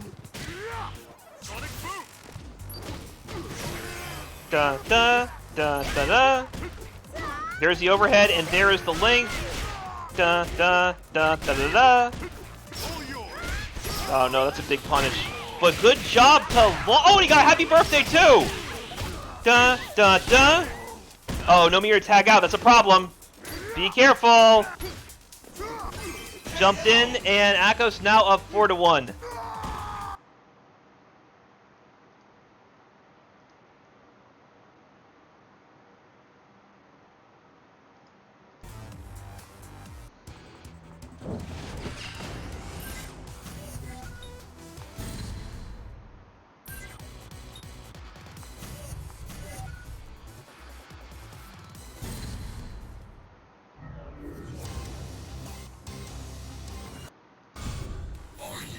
Okay, Ahkos is on. This is set game for him. So let's see if he can finish the job. Striker had the right idea, just turtling a bit. Yeah, when Elena throws you, it doesn't put her in the best position to keep pressuring you. It's just an inconvenience. But you can tell he's thinking. So what he has to watch out for. You see Ahkos trying to kind of extend his buttons a bit. Because crouching light kick is going to be a reliable low attack. Not like stand light kick good, but it's still a really good crouching low attack. And if he wants to condition Striker to take some of this stuff, he'll need Elena to establish some kind of high-low game in order for her to make Striker frustrated. That's interesting. Speaking of stand light kicks, check out Bob's. It's got some range on it. Stuff some moves clean, too. That's a good punish. Crouching, heavy punch.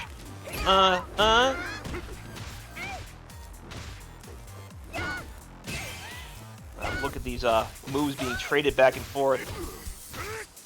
Yeah, the thing is, Guile has to hold a charge at all times, which kind of paralyzes him in the corner.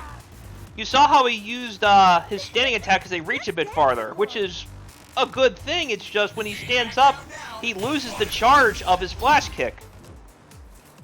And he has to be very careful about that because he needs those reversals to stop Elena doing whatever she wants to him. So it's a risk reward. Even worrying about just standing up. Oh, you could have done junkyard combo there, Striker. So yeah, that boost, if you block that boost as Law, just use junkyard as fast as you can, it'll probably beat it. Like, that move reaches really far, and it starts up pretty quick too. Nice, keep the frame advantage. Good stuff from Striker. But be careful about Sonic Booms. That wave dash will go right under him. Big jump in. Don't worry about wave dash there, just worry about getting jumped in on. Yeah, he's waiting for it now. And you see Ahkos knows he's waiting for it. He's trying to condition him to take all of these wave dashes. Hence right now, look at this. Guile is a fortress. He has trapped the corner, but that is where he wants... Oh, never mind. This is where he wants to be so he can hold a charge more, react better. But looks like, yeah, didn't work out the way it should have. Ahkos onset point. What an anti-air. Crouching heavy punch. And it gets the trade! Oh my goodness! No! And all that momentum's gone! Look at that life lead! And it's disappearing. This is it! Oh no! It's not going to be enough. Wake up once and did not get the throw he wanted. No! Ahkos moves forward 5-1. I thought Striker had it there, but alas. Good stuff, Striker.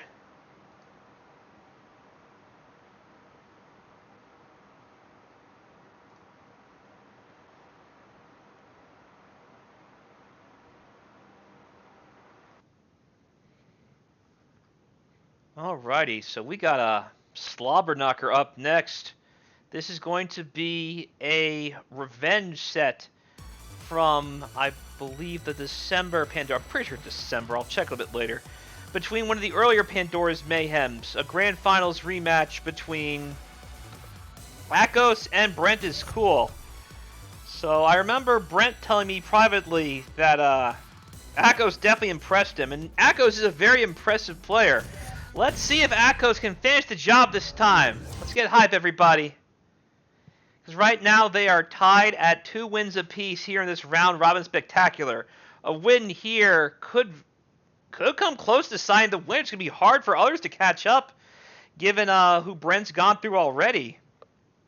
I mean, if Brent wins this one, the only guy who would be getting in his way would be Striker. And I don't think Striker's taken down... No, I think Striker has done...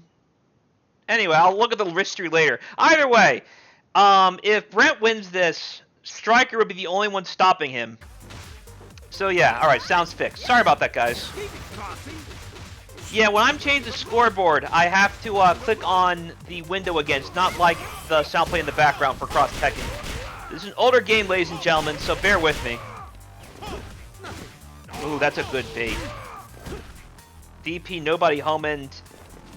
So he did it with no meter, but I think that's kind of a double psych on Brent's end. Brent was hoping, because he did it with no meter, that Ahkos wouldn't be looking for it, and if the hit connected true, it might give him enough meter to tag out if he did get a hit. But because he didn't, he had no meter to tag out either way, because Ahkos blocked it. So smart stuff of Brent mixing up his wake-up DP stuff, because it's a guess when you do a wake-up reversal in any game, as any Street Fighter player can tell you. So the more you can mask it, the better. It's not just when you do it in a match, like in terms of like how much time is left, how much life you have, but also your options, so your opponent doesn't think about it as much because he's looking at your bar and think about, okay, here are his options, he's not going to do this because it's too unsafe, and that's when you surprise them. Brent takes the round towards the end of it. Time was running out. So yeah, now we've talked about the wonderful art of YOLO reversals. Let's get back to this game. Uppercut. Brent is just so graceful with Rufus, and he always has just the right spot to get the confirms he needs for his links. His links are always crispy. Good DP. Lots of invincibility, and lots of pain. Oh, okay. Decided to use some Oki there, but Dudley was not falling for it. Yeah, make sure that punish is big.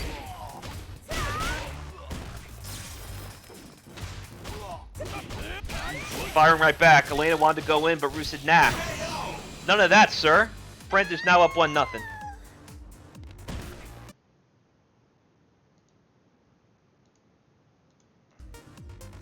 Red team wins. What do they say to each other? Because Dudley and Elena are partners in Street Fighter Cross Tekken.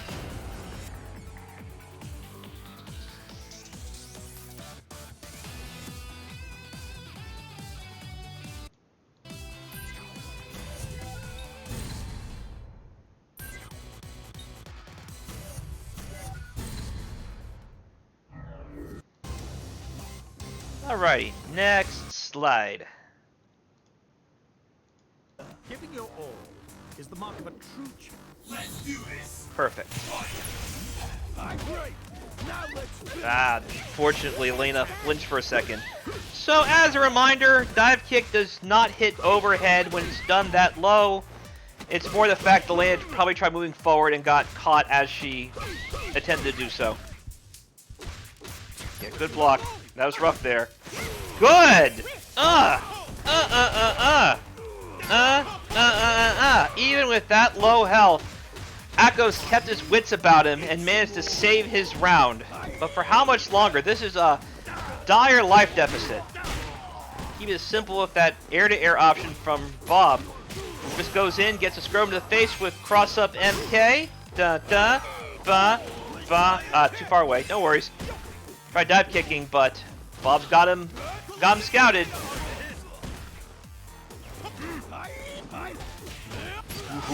Ooh, man, look at the movement there.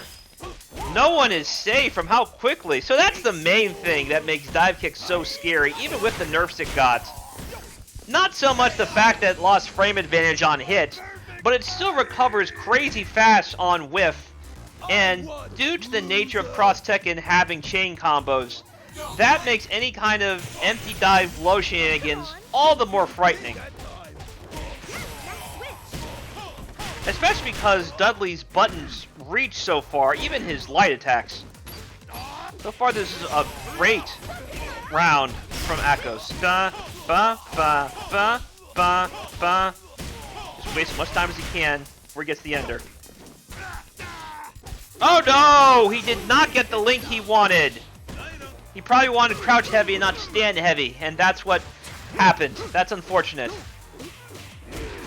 Poking right back. Lin coming in with a full bar of health. That's a hard knockdown. You're going to be needing a lot of... Yeah, that's a move you're going to be using a lot in the Dudley matchup. To stop him from doing anything to try and force his way in.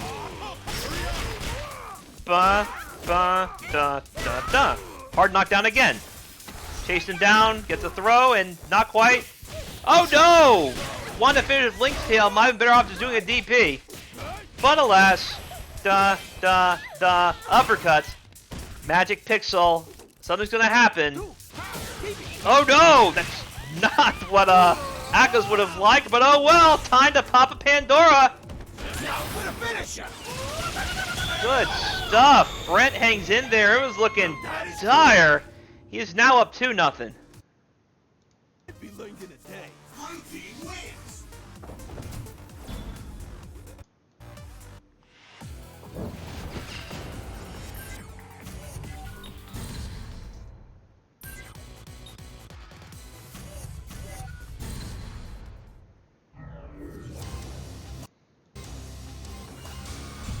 It's all or nothing.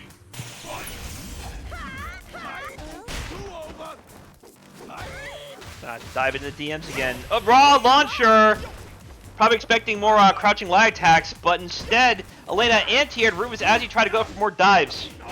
So, no juggle follow-up, but did halt his momentum significantly. And that's exactly where Elena needs to keep Rufus. Oh no. There it goes. Be careful. Yeah, good job. Still turn, still turn. Gets the overhead though. And a big juicy confirm. Watch yourself. Big DP.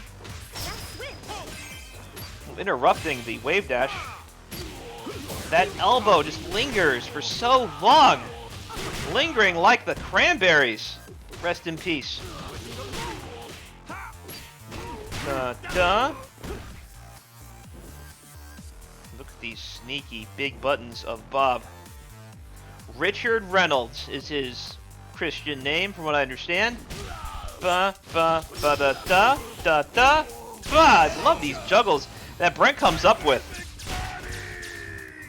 Machine gun blow juggles. Not machine gun blow combos in the tag, or just any old standing combos. Juggling, that strange little flurry, keeping him afloat just long enough for Rufus to get those kind of finishing touches. And there we're talking about earlier with the confirms. Uppercut. Missed.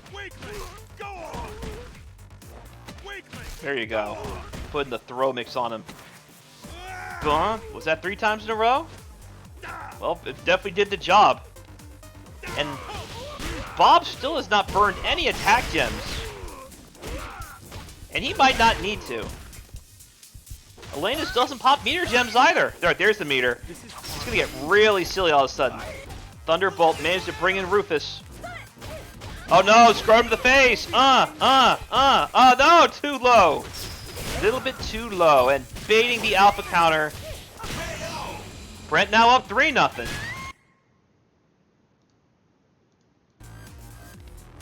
Is that truly all that you're capable of? Blue team wins.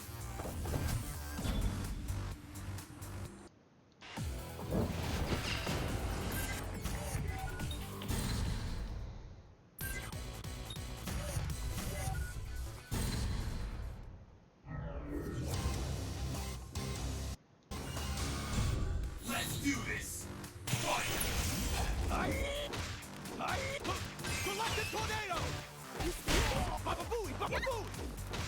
do love that quote of Rufus. Baba boom, baba boom. And a long link to bring in Dudley, making absolutely sure all those hits are exactly what Rufus needed them to be. The penalty for having a boost blocked against Elena is very severe, so this is very intelligent of Brent to do these kind of strings. Da da da da. Ba ba ba ba ba. Throw number 1. No throw that time. You just use some low jabs. Good anti-air. Dudley is... there you go. EX Messiah kick. Let's say Dudley is definitely eager to get in, and he does. Da da da da da da da da da. Ba ba ba ba da. Juicy stuff. Good job blocking the overhead, but sadly, it's still not your turn. It's not over yet, ladies and gentlemen. He's not going to fall for that. Come on. He might have wanted something different, though, but no worries. You know, Kung Fu can't be learned in a day.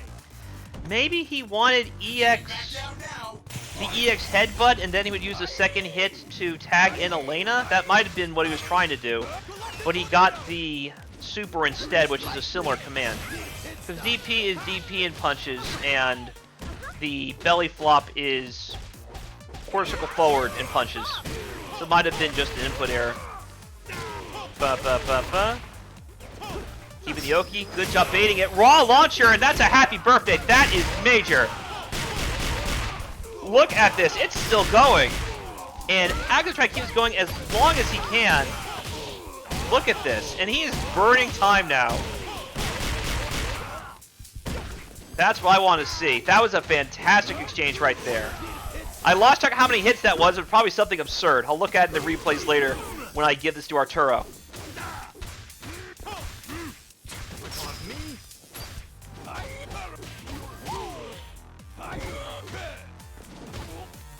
And by the way, if you guys are watching this, however Arturo chooses to share this with the world, please be sure to check out the other Pandora's Mayhems in his archive. Because there are some absolute classic bouts that we've had in the last year. And as a reminder, this is celebrating Street Fighter Cross Tekken's 9th anniversary. I mentioned at the top of the broadcast, this game elicits all sorts of emotions from all kinds of players. Not just in the FGC, I mean like casual players talk about this game.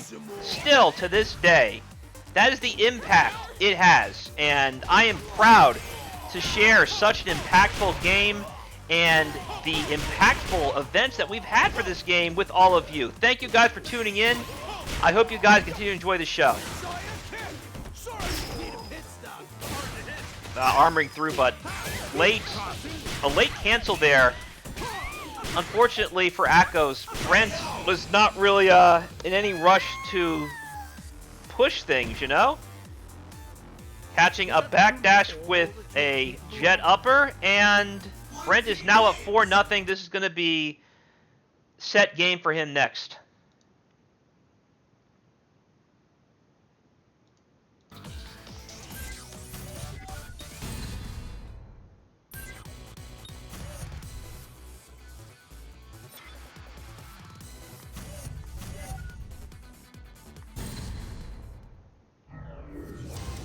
What will happen now? My fists will give you amnesia. Giving your all is the mark of a true champion. Jumbo!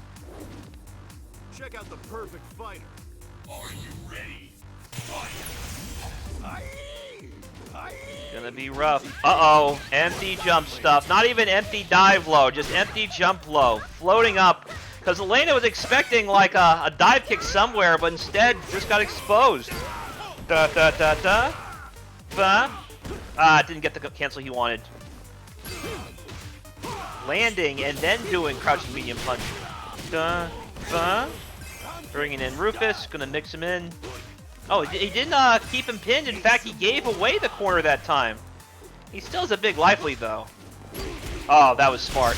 So he had a feeling Bob was going to do something to get out of there and try to air-to-air him, but air-to-air Rufus is an exercise in futility in many, many situations. Jump heavy kick just has so much priority, and the fact that it juggles too, it's rough.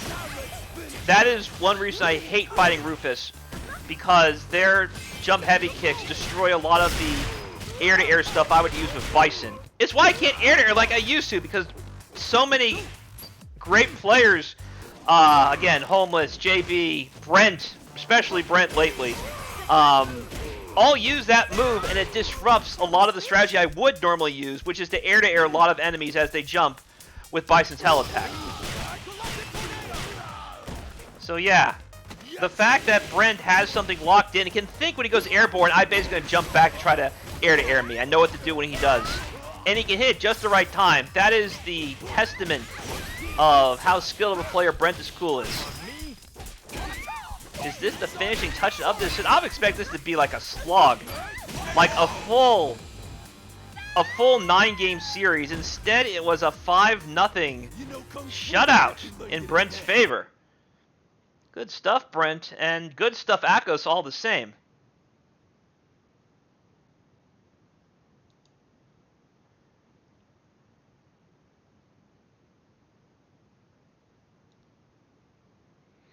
Alrighty, so Striker will have a chance to redeem himself after an unfortunate exchange he had earlier. I know right now he's sitting on 0-2.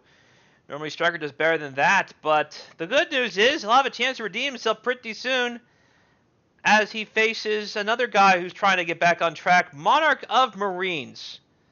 Let us see what happens here.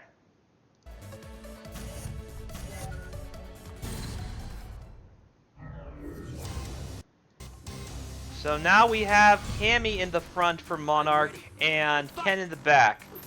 Striker has bench Guile, and it's time for Hugo!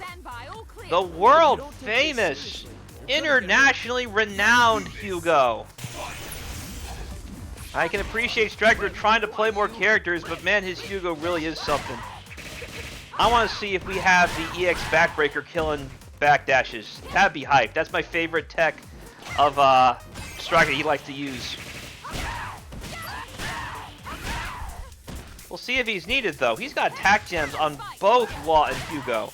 And this is Cammy on the ground as Striker takes the first round. Sharpen your senses. Will the side of battle turn? Fight! Just a moment, I just realized I had the... There we go. Sorry about that. Perfect. My main target.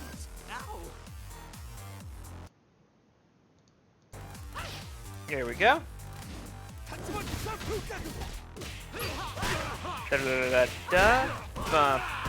Okay, no follow-up there.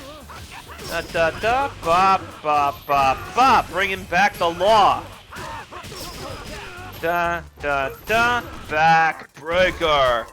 So no meter to EX backbreaker, any backdashes. Not necessary. Full charge clap, and there's a backbreaker. Striker now up 1-0. You can beat me.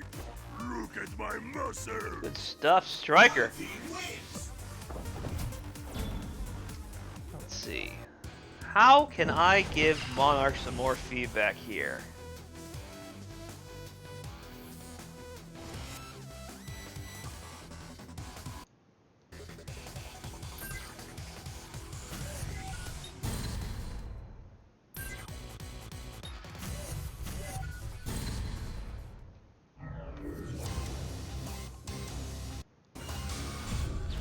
Never mind, Ken's bench, so now I need to think about Cammy Akuma. You know who plays Cammy Akuma really well? Kagura, over in Japan. So, I will DM Monarch sometime in the future to take a look at Kagura's team. He plays Akuma Cammy rather than Cammy Akuma. Very strong player, mind you. I think he plays Akuma Cammy. I'm pretty sure it's not Cammy Akuma. But I haven't faced Kagura in forever, largely because he's on PSN only, and that's a long ways away to be doing PSN stuff. Cross Tekken maybe rollback, one of the first rollback ever from Capcom after Third Strike Online, but man, it was definitely a rough start. The infrastructure of early PSN was not much fun. It was free though, it's why I always advocated for it. Now everything's paid for, and it's debatable it's actually really better. Nice.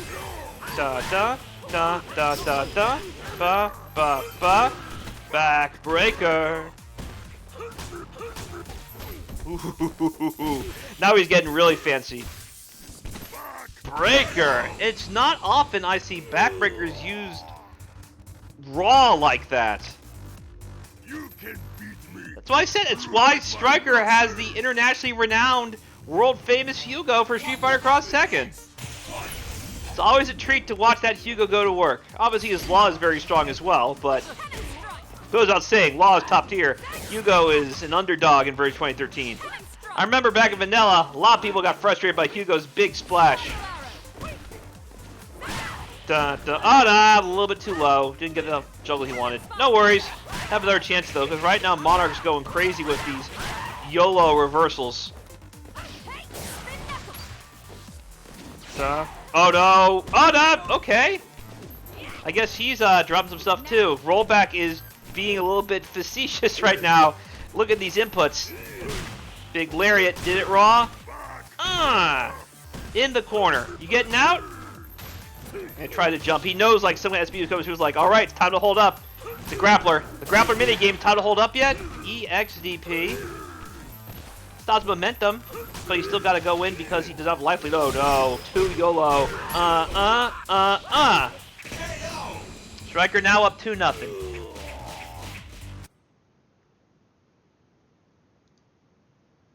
The battle. One team wins.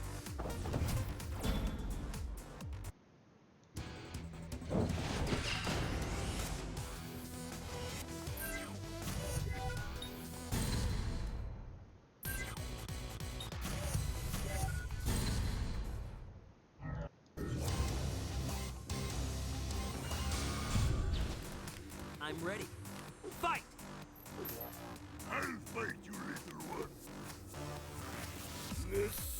Akuma's in now. Now it's Akuma and Ken.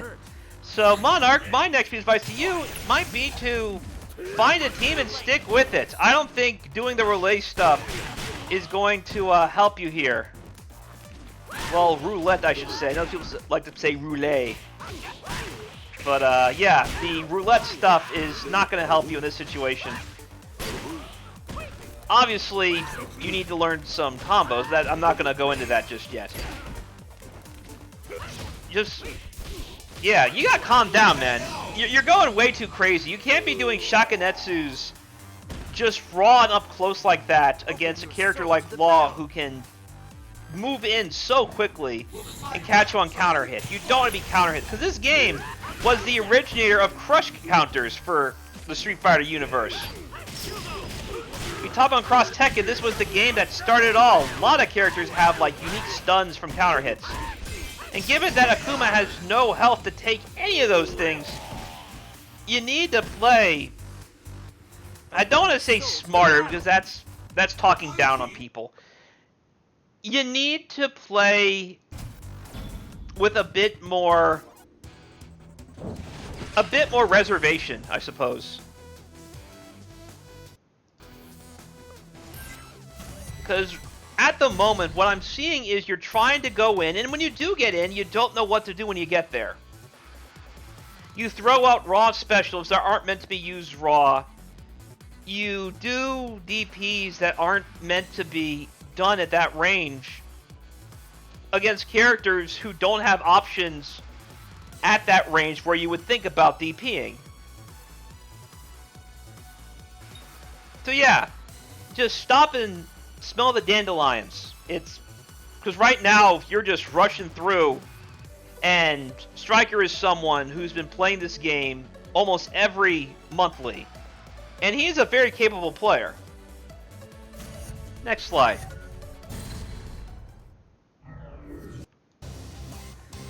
So now we got Paul and Lili. Oh boy. Fight! Best of the universe. Yeah, I don't think it's time for that. I'll be done with you. I would stick with... It's all or nothing. I'm not going to say who you should stick with. Right now it seems like you're just kind of learning everybody. Oh, okay. We got something. We got something. Wide open. Or not. Yeah, we're going crazy right now. Da da da. That is not safe. Da da da da da da. Da da da ba ba ba ba. Da da da. Yeah, why'd you have to go in with all these raw moves? Sharpen your senses. With Lili, you could be doing the forward medium kick target combo. That's a really good advancing attack. It's not quite junkyard combo good, but it's pretty decent. Yeah, not sure you should be doing these empty jumps and then, yeah, he's flying for something. He got something. What are you gonna do with it? So I'm assuming he saw some of these combos in the video once. He's getting too fancy.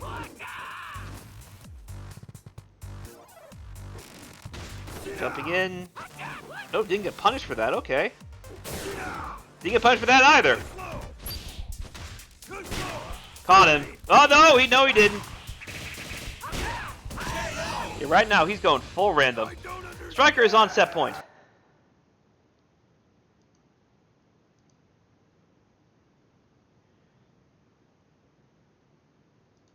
Yeah, randomness can only take you so far. I mentioned earlier, this is a real, honest game. This is real, honest fighting. I remember calling it that way back in the vanilla days. So I knew all the really dumb stuff was going to get patched sooner or later. Because Capcom's a capable company. But I think, I mentioned earlier as well, the emotions this game elicits. Where people have all sorts of thoughts and opinions or statements about this game. Because after all, I'm ready. this is a game that just a few months ago, a YouTuber got 500,000 views talking about why the game failed. And that was, at that point, 8 years ago. So this was a horse that was still being beaten as if it wasn't dead. I think because of that, there are a lot of newcomers who see this game and think it's just like full mystery game tournament nonsense, which is obviously not true. I even saw someone in a different Discord who has a good deal of respect claim that about Street Fighter Cross Tekken. Look at my muscles. So it's confusing to me that people look at the questionable marketing or the DLC practice or anything like that and assume because of all these things that this is a game that isn't real honest fighting.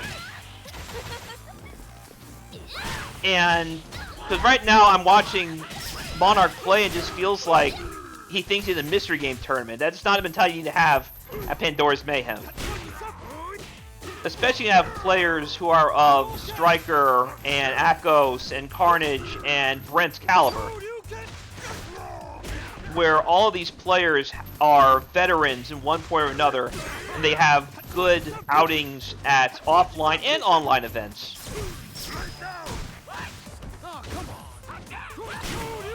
And these are all guys I've played personally, so I know they know their stuff. Ooh, okay, you got the link! Look at this. So there's potential here. I'm not completely dumping on Monarch. There's potential. I did a Ken combo video a few weeks ago, and that link from EX Tatsu is pretty tight. So it's not like he doesn't have any potential, just he needs to... Yeah, you see, neutral for him is kind of a struggle because he doesn't know what to do, where to do it, and when to do it. Like, look at the time. Yeah.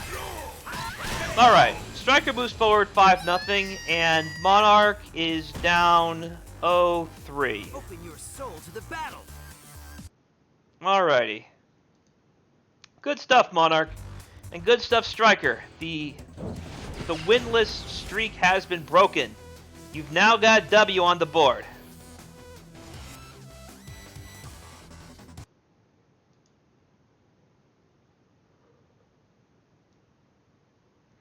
Alrighty, so it looks like we have 2 more matches left. I just got word from Monarch that he's going to back out. He's unfortunately fallen a hole he can't crawl out of, given where we are in tournaments. So I respect that. Monarch, thanks for joining us.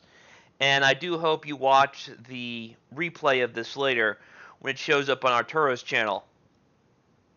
But for now, let's keep things going.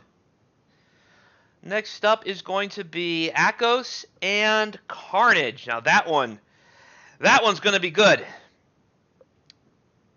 The duel between the January and February Pandora's Mayhem champions. And whoever wins this one is going to have to really be mindful of the one after this, where it'll be Brent versus Striker. Because depending how things go, and the points that have been accumulated up to that point, if Striker can take out Brent convincingly, and whoever wins here can do so in a convincing enough fashion, the point differences might prevent some kind of sudden death situation, which means whoever wins this could win the tournament depending how the next match goes. So let me get everything ready right now and see where the competitors are at. Just a moment.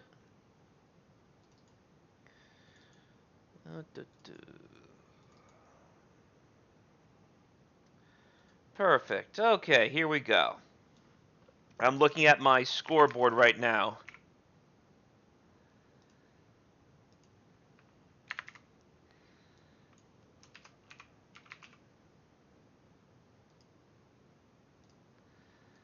Alrighty. Looks like everything is good to go. Let's get this started. It's going to be Ahkos versus Carnage.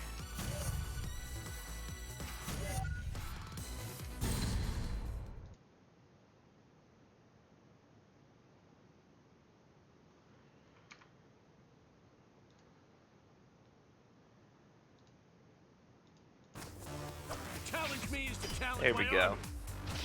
Yeah, whenever I change the scoreboard, the sound turns off, so that's why you hear these gaps in sound in between.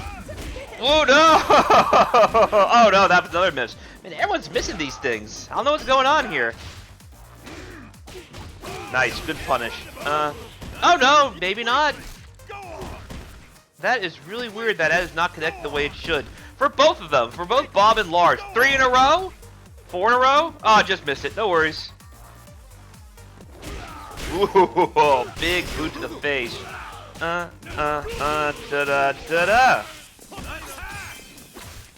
Yeah, keep it going. I do love watching Carnage's Rolento. I like watching Carnage in general. All of his characters are fun to watch.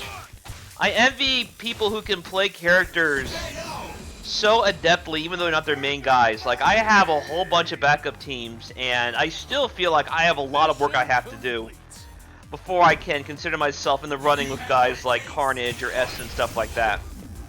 Which shows how many long hours I put in the game over the years.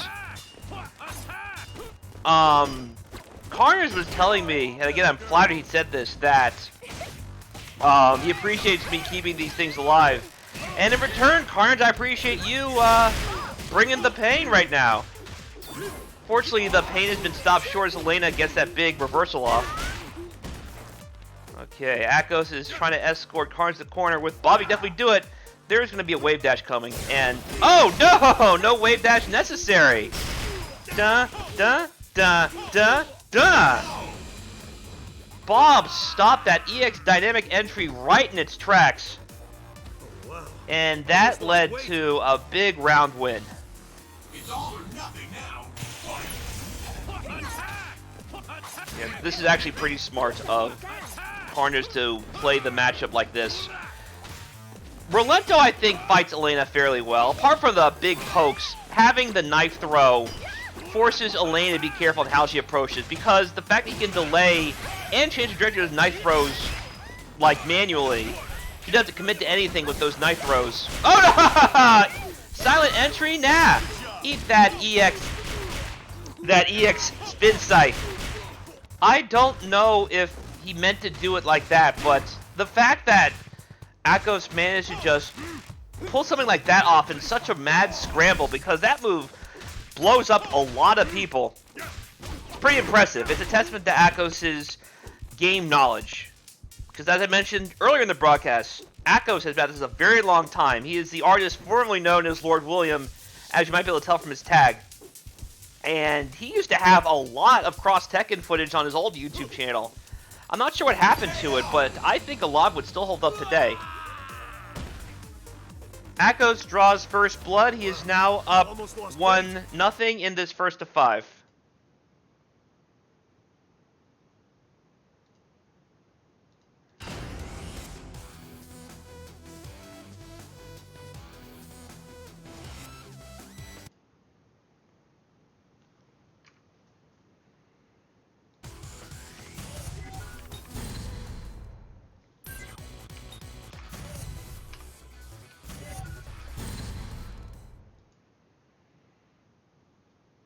Alright, Ahkos has once again benched Rolento and Lars, sorry Salt, and now it is Jin and Ryu.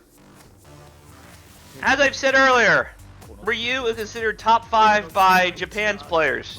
I don't agree that he's that good. I do, however, see a strong case for him being the best show in the game, just above Akuma. Like, literally, in my tier list, he is just above Akuma. And I'm sure you'll see why pretty soon, because the way he's been playing Ryu this tournament has been nothing short of impressive. Ryu's no underdog in this game. Make no mistake about it, ladies and gentlemen. He might not be Japan opinion good, but he's still very good. There you go. He's looking for that big interrupt. You can interrupt the gap between the sweep and the double palms using reversal, was exactly what Jin did, and that stopped momentum clean. Alright, Ryu's in the corner. It's funny that it's these two characters, because Japan says Ryu is top 5, and they say Elena's top 5. I see more cases for Elena than Ryu, but at the same time, it's cool to see matched up like this. There you go. That's something you have to do with Ryu different other characters. A lot of his ranged boosts won't hit crouching characters, so what Ryu has to do is he has to kind of create his own confirms that aren't just boosts in order to bring in his partner, and then manually launch between one of those normals he's confirming and linking with. And what I'm most impressed about with Carnage's Ryu is just how all these confirms are perfectly spaced, regardless if they're standing or crouching. Nice, that was very smart of Ahkos, just kind of seeing where Jin was going to land and then smack him as soon as he did.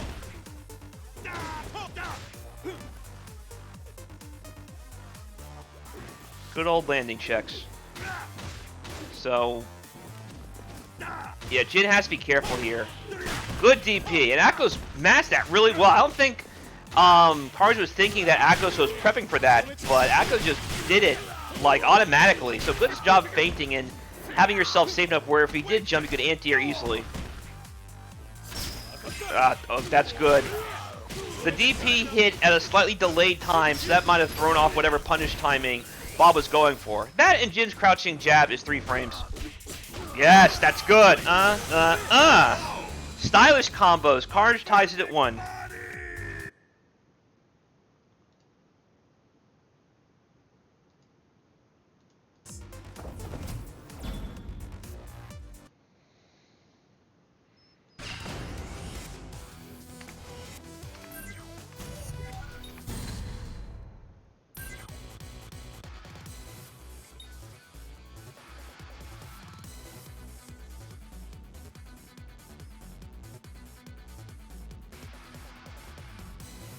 Just a moment, guys.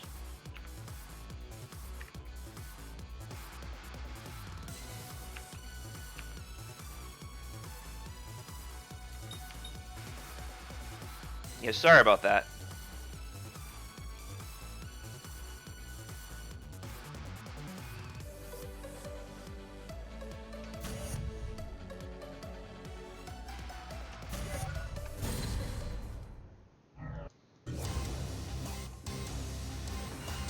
Keeping it with Jin and Ryu, since he did win after all. Check out the perfect fighter.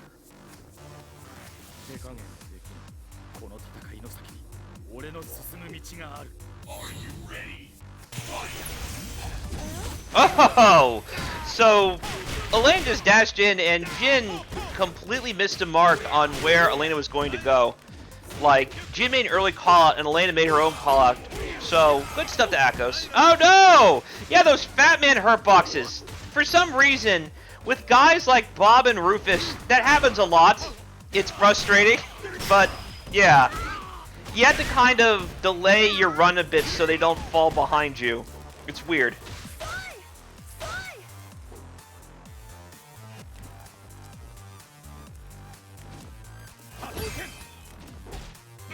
Ooh, good anti-air. That was clean, too. What's that gonna be? Probably a throw? Oh no! Just baiting an EXDP. Oh, wow. Almost lost weight. Sadly, Ryu did not get the crosscut he wanted. Yeah, that was smart. So that time, you see Jin's like being a little more cautious in case there's a slide coming his way. Because if he can power stance the slide, he might be able to recover in time to get a punish of some sort. Another good anti-air. Oh! Crossed under, but you cross yourself up on top of it. That stinks.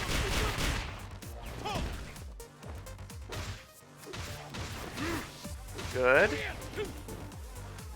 Oh no, just outside. I mentioned earlier, the Fat Man hurt box.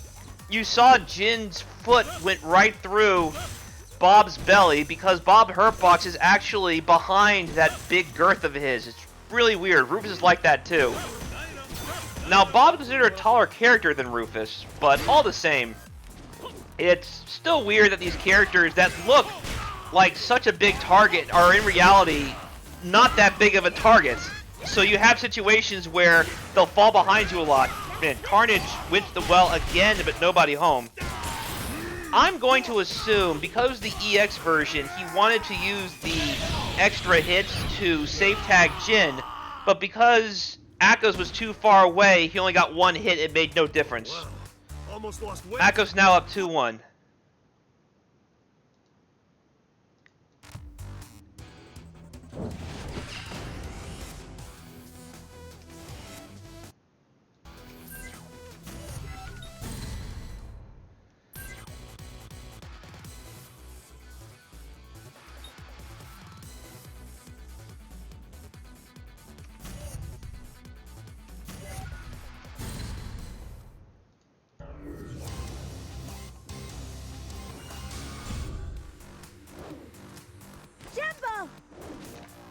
check out the...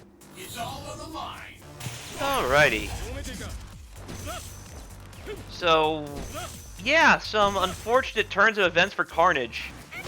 And as a reminder, whoever wins this will be awaiting the result of the match after this, which will be Brent and Phantom Striker. So if you can win this convincingly, even if there's like a 3-1 tie between Brent and whoever wins this, if this is a convincing win and Striker keeps it close against Brent, it might be enough to get the points you need to avoid some kind of sudden death rule. However, it seems like that might not be the case here, because these two are going at it hard. I mean, that was a great round from Carnage. Landing on the fireball. I expect Jin, if he's going to be playing the fireball game, he'll be throwing a lot of fireballs right in front of him. Sadly, Elena missed the throw on the roll, and now it's time for the curl of the burl, keeping the Oki, but oh no, confirm for you. Elena tried to confirm, but just missed the link. Ooh, that's tight. Yeah, Bob wants to just walk up and throw him, but not going to happen just yet. Throw range isn't that great in Street Fighter Cross Tekken. Those are still very useful, mind you. Da da da da. Good stuff. Look at that. And he got the overhead. He's going to go for... Ooh, he's going for the juicy combos now. Another overhead. Look at that reset. And he needed to, because Bob has a lot of health that he can just tank these hits with. Da da da da da. Hard knockdown. Oki time. Dashes up and throws. Jin tries to roll away. Still Elena's turn. Sadly, Jin did not respect it. Here comes Bob. Bobito Reynolds. Missed the follow-up. No worries. Look at that confirm. Dun, dun, dun, dun. Alright, tied at 2. Good stuff, Carnage.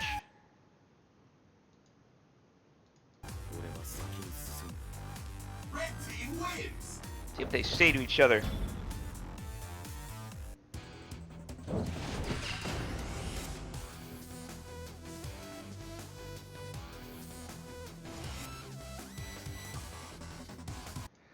Yeah, there's that Ryu final reference I was mentioning earlier. That's the voice that Ryu has heard before. When Dudley was beating up Ryu and Ryu landed by Dudley's big tree, Elena started talking to Ryu through the sister tree in Africa. That's also how Elena and Dudley are part of Street Fighter Cross Tekken. The tree brought Elena to Dudley's yard, and that's also how they know about Ryu and Elena. Don't just love the deep lore of Street Fighter.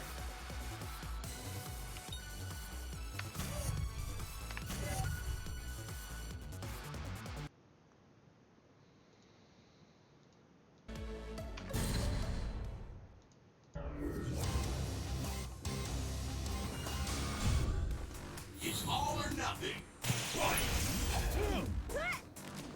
There you go. Deep anti-air, but a little bit too deep, because he couldn't get the juggle easily. Alright, keep it simple. That's good. Yeah, I was thinking maybe try to go for the donkey kick juggle since it's close to the corner, but I guess he didn't think he was close enough. Which is fine. And this is like that's better safe than sorry. However, Elena is kind of intimidated Ryu, and now Ryu's about to get cornered just through sheer intimidation. That is the power of Ahkos' Elena. Ooh, look at that anti-air. And he did like super early too, and Elena's still in on that fist. Yeah, crouching heavy punch is a really good anti-air for you in this game. So you don't feel like DPing, that's another option. Good air-to-air, and got the most optimal situation possible off that air-to-air.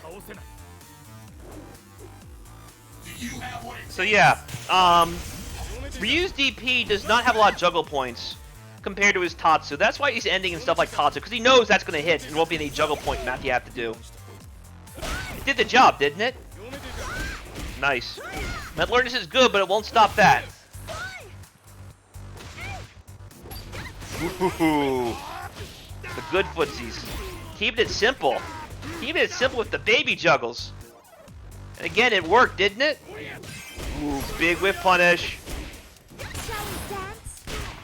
Ahkos making sure that Jin is double dead, ending with a super. You always love that line in Street Fighter 3. Shall we dance? Let's dance some more. Who will come out on top? Fight! This is such a fun matchup. All these characters are very good, but I don't see them all that often. Only here at Pandora's Mayhem can you see Cross Tekken action at this level with this level of variety. Happy 9th anniversary, Street Fighter Cross Tekken, and again, here's to 9 more. Nice. Got the throw. Was he okay? Oh, delayed it. I mentioned earlier those Tekken strings, they come out faster on whip. Oh, this time there was no crouching jab for you to raw launch, Bob. You got baited. Yeah, that's a low high mix. Da da da da da da. Ba ba. Good stuff. Carnage now up 3-2. And there is some hyper intelligent play going on between these two players. The ebb and flow is just super back and forth right now. Yeah, Ahkos' fighting style is really smart, Ryu. Been telling ya.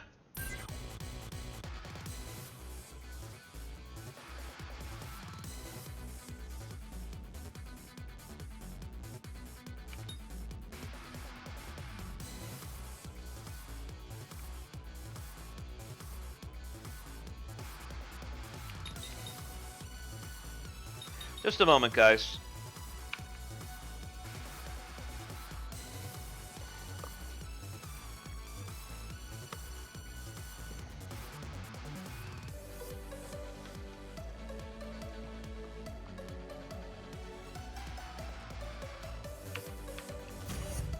There we go. Make sure I got everything just right.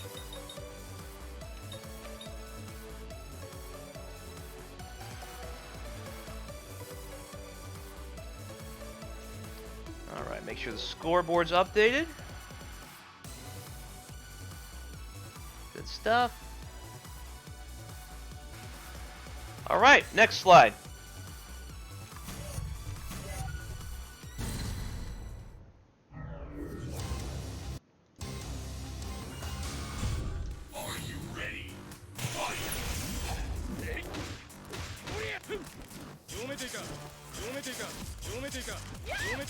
Nice. Finally got something. Oh no! You could have waited a little bit longer and gotten a big punish, but alas. I mean, it's high pressure here. Ahkos is a very strong player, and Elena is a very intimidating character with the way Ahkos plays her, so yeah. So, watch your feet.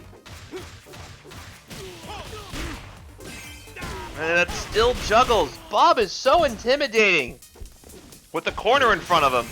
Da da da.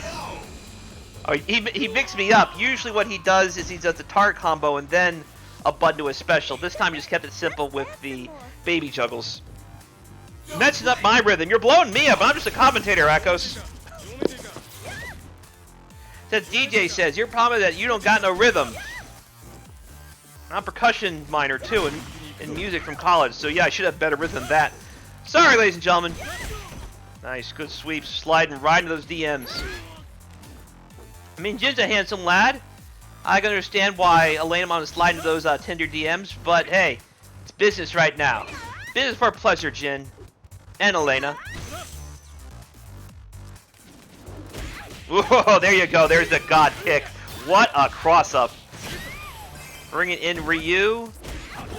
Keep it simple with sweeping the fireball. Goes for an air-to-air, but Elena catches him first. Luckily there was no counter-hit situation there. That would have been dire.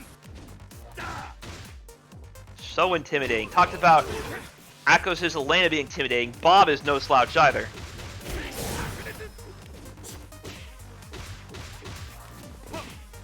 Nice. You see Ahkos really looking for that air-to-air. He gets a big DP though, and he gets the combo. Ba ba ba ba ba. Nice, good alpha counter. Bringing in Jin. And he recovers just in time. I was unsure because how far he had to travel, but he did it. Duh. Good stuff. Got him! Oh no, but he didn't finish! That was your chance! That stinks! There you go, the big bump of the noggin. That's an overhead, ladies and gentlemen. And my goodness, look at the stun on that move. Oh no. Still, yeah, it's still Carnage's favor. It was close, but no cigar for Bob. It's looking bad for your health anyway, so no cigar anyway. Winners don't do drugs, ladies and gentlemen. And I always considered like cigarettes and stuff part of that. Nicotine and all that. So no cigar anyway for Babito Reynolds. His health is in weird straits anyway because how big he is. Nice. Good little confirm right there. Da da da. Hard knockdown. Don't jump at her. It's still, yeah, still ain't his turn. So Jin respected that, knowing something was coming. Elena's EX Rhino Horn is just do it tier. You have to just sit on that if she hits you with that, even if you're blocking. Mallet Fall. Mallet Fall number 2. Oh no! Neutral jump and it's still crossed up. Alpha counter. Chip out. Oh no! I guess not. I was thinking there's going to be some kind of DP to try and chip out even if you did go for the cross assault, but nah. None of that. Force her way in again. But now she's out of forcing. She's got to just play solid neutral now. And give it to Elena, she definitely can. Sliding in the DMs.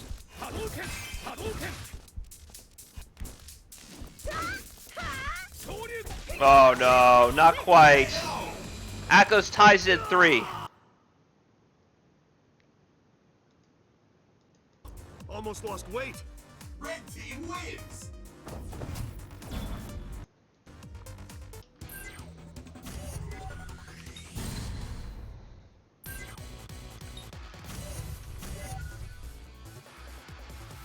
Sure, I have the scoreboard all nice and neat. Perfect.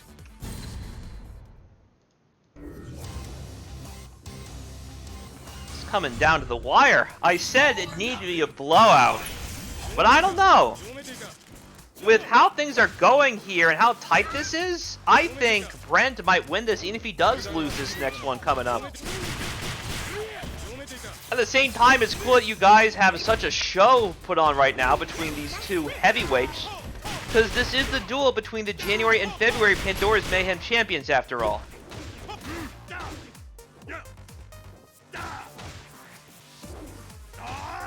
Look at this. There you go. Dun, dun, dun, dun, dun, dun. Ah, just a little bit too low to get that big follow-up. No worries. Good jumping from Ryu, using that jump light kick. Uh-oh, send Jin flying. He absorbed one move, not the other. And Jin is kind of low on health himself. And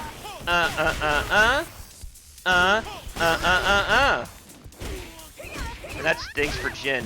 That was such a good round, too, up until that happened.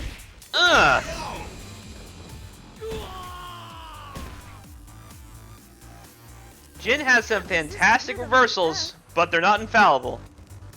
Will the tide of battle turn?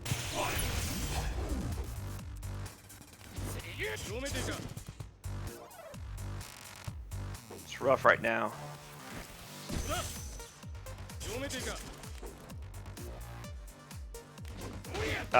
You see, Jin likes to sway back and forth and then bait Elena to getting passive with her checks. And that's when he tries jumping in. Oh no, again! Carnage misses the punish, he's getting too impatient. It's not often you see a missed DP and the other guy get punished. Yeah. Elena, ladies and gentlemen. Uh-oh. Got checked when you woke up. Duh, duh, duh. Ahkos is now on set game coming up. Set point, as some would say. I always say set point it's like the last round, rather than the last game. So, set game for Ahkos.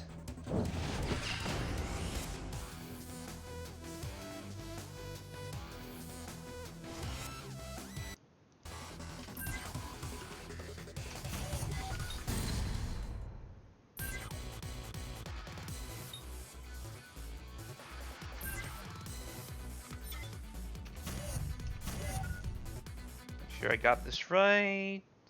There we go.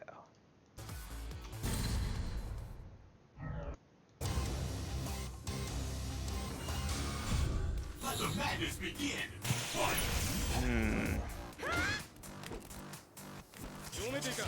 So yeah, a little bit too trigger happy with those punishes before. Let's see if Carnage can adjust. Good jumping, got him again. That's like he knows where Elena wants to press buttons.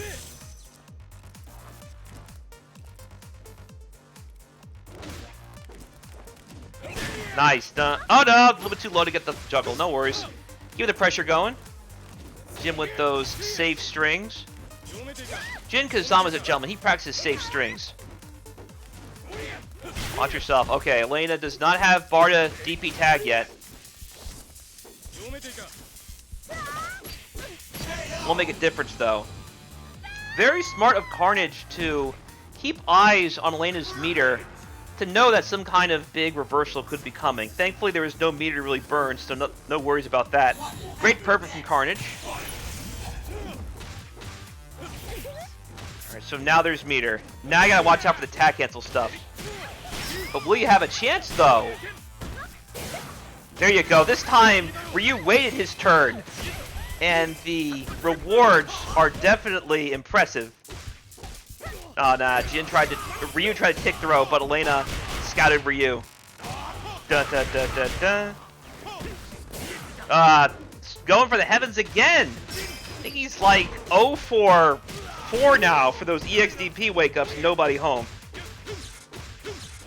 Yeah, there you go, keep it going. Practicing safe strings. That is not safe, however. Bob does not practice safe strings. Shame on him. Inching his way forward, we're starting to throw games. Big anti-air. This time, Jin's doing a little more simple stuff with the combos. Making sure it hits as low as possible. Ryu has all the bar, do whatever he wants. Bringing Jin to finish the job, okay. Which is smart, because now he can just chip him out. It is now tied at 4. It is down to the wire, ladies and gentlemen. The next game, we'll take it no matter which side it is. Man, the tension is in the air.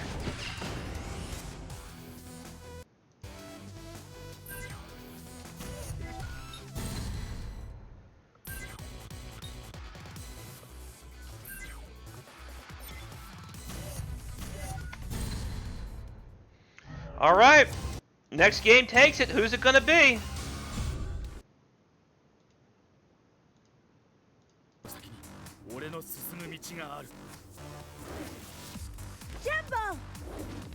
And this is a great set. I mean, neutral's been great. The combos have been great. Conversions, confirmations, anti-airs, air-to-airs. Solid ground game. Great Oki. Street Fighter Cross Tekken at its highest level. I keep hearing people talk about like the players of old, but nah, the deed has shifted, and this is what Cross Tekken looks like now here in 2021. Here's to 9 more years, ladies and gentlemen. Alright, kept it simple there.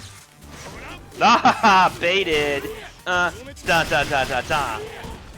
Again, Fat Man hurt boxes. Yeah. There's no rush for Ryu to do anything right here. So Ryu is looking... So, that's a general Bob matchup thing. Because Bob has so much forward momentum, you're going to be neutral jumping a lot at mid-range, just in case Bob tries to dash in with the wave dash, or use one of his many forward-moving strings and specials to try and force his way in. That way you can punch him easily and really bring the pain. So that was a good call from Carnage to play the matchup like that. Ahkos was waiting for him there. Uh-oh. Bob jumped in, but I don't know what he's trying to confirm with, because Jin checked him with the 3-frame crouching jab, and now Carnage is on set point. Not set game, set point. 1 more round is going to do it for Carnage. At the same time, only 2 more rounds for Ahkos to take it too. Let's see if Ahkos can build momentum and take this round and then finish off in round 3. It's a good way to do it. Oh no! Talking earlier about people missing those juggles. It's not often that Ahkos drops those. We had the same issue earlier with Lars and Ryu. So I guess the weird hurt box goes both ways. Nice, a simple air-to-air juggle right there. Light attack into a DP as you land. Sliding the DMs. Catching the roll. Ooh, it's tight right now. Tension is just so high. Watch out. So, Elena has 2 bars. She can get some really nasty DPs. If I don't agree if Carnage jump in like that. Because Ahkos has been shown very capable of baiting people to jump and then he gets a DP. And Ryu has like no health that if that did happen, that would be the end. You see Ahkos priming it for sure. Ahkos has 3 bars. So there's going to be a cross assault even if Ryu does get his hands on Elena. Oh no, you finally got a hit, but no conversion. Yep, still Elena's turn. Elena's got this. Alright, down to the wire. Both players are on set point. Let's dance some more. It's all or nothing now. I won't lose. Always. Ahkos is always on point with those anti-airs. Dun dun dun dun. Dun dun dun dun dun. This is dire for Carnage. This is usually where Ahkos wins.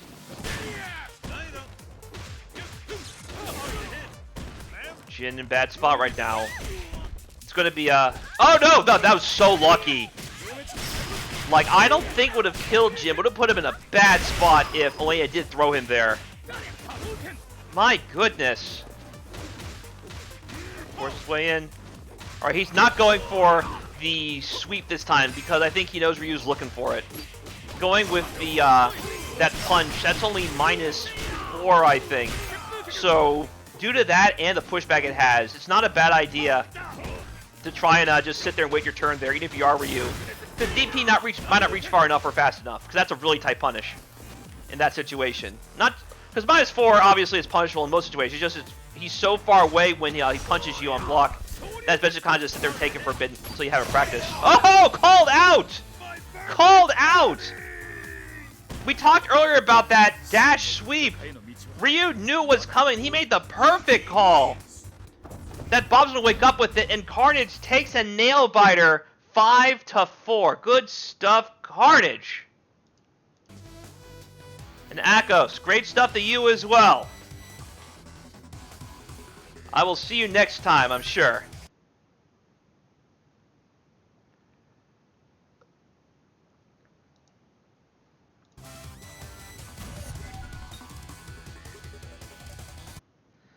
Alrighty, for the final set of this lovely March 2021 edition of Pandora's Mayhem, celebrating Street Fighter Cross Tekken's 9-year anniversary, we're going to have Brenttiscool and Phantom Striker. Brent is currently sitting on a 3-0 record today, and Striker is sitting on 1-2. Given that the set we had before this was so down to the wire, due to the way round robin points works, Striker's going to have to just blow out Brent if there's going to be any kind of debate on who wins this.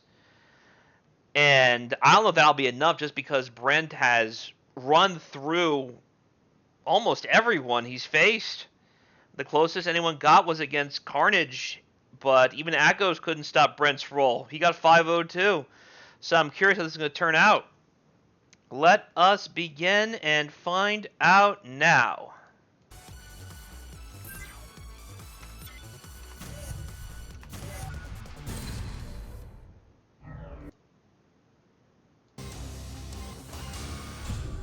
Law and King.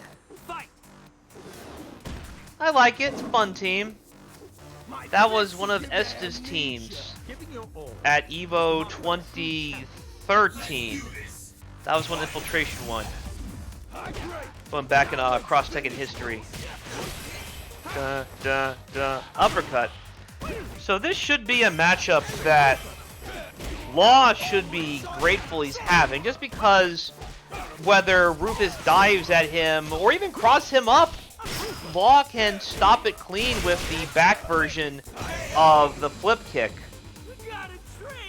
Like there, if Law did a reversal light flip kick, I think that would have beaten that dive on Wake Up. So Striker needs to enforce the jump ban. He knows the jump's coming. There you go, that's a start. The good news is Rufus. Oh no, what a whiff punish! Stand medium punch. You know, I've been hearing Homeless Drag, another Rufus player, talk about Rufus' stand medium punch and how it's a really underrated button. Situations like that, I can see what he means. Rufus has some fantastic buttons in Street Fighter Cross Tekken, and the boost system allows to convert into all sorts of things. Speaking of conversions, I think... Yeah, get away. Oh, never mind. Couldn't react in time, got empty load, and Brent is now up 1-0.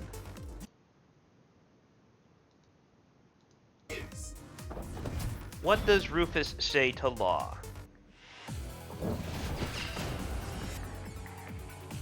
Hey, a Tekken 4 reference. I like that.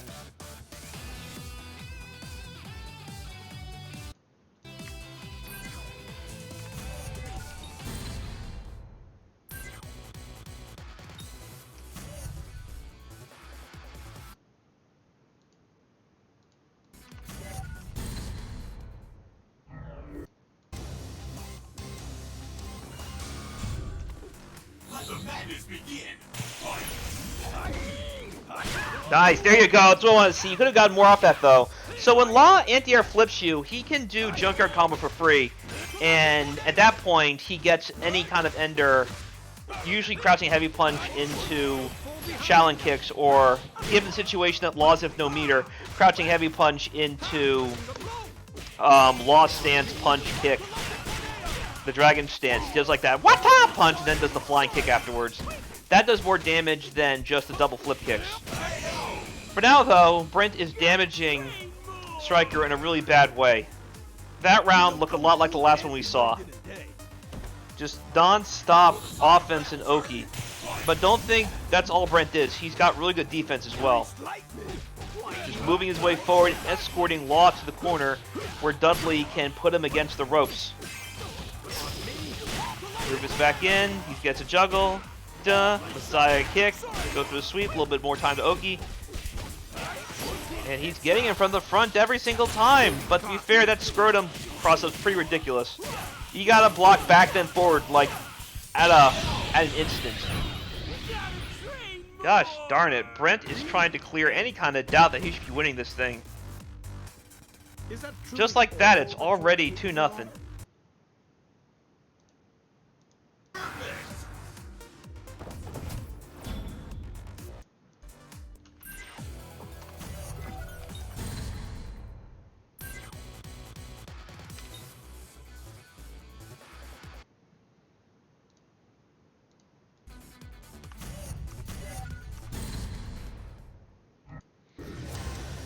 I don't know. It's looking rough right now, Striker.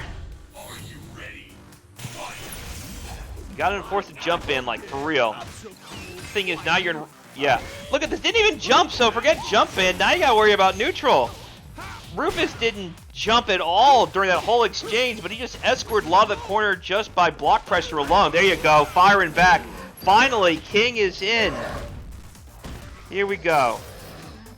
Put a little bit of some fear in Brent right there. That far stand light kick's a standing low, by the way, but only the far version. The close light kick version is not quite as good. Perfect spot right there. Dun dun dun dun. Bop. Ooh, good stuff. All right, Striker's awake now. Good thing it's first to 5, you know. Uh-oh, you got checked. There you go. Perfect. What a parry.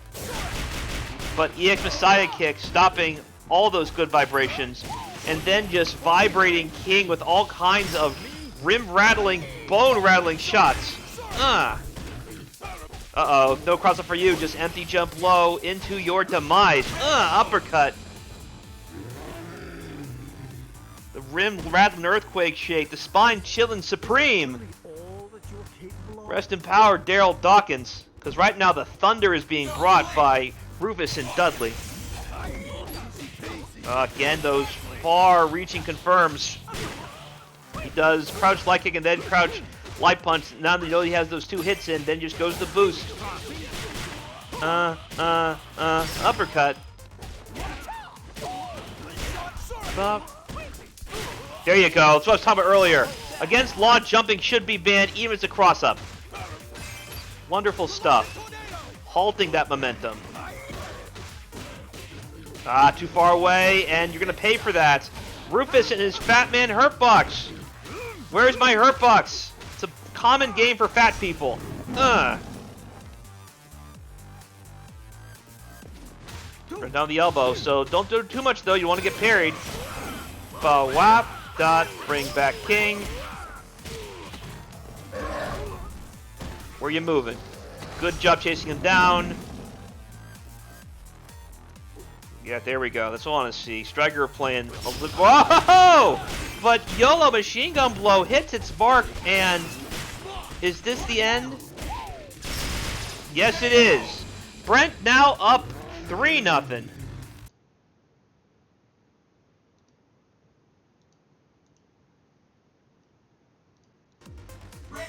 And the pacing. The pacing! Just when you think Brent's on defense, he just suddenly rushes forward. You have to watch out for that.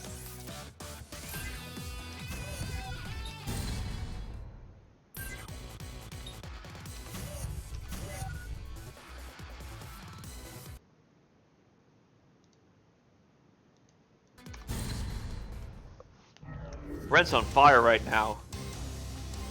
Striker's gonna need to figure out something.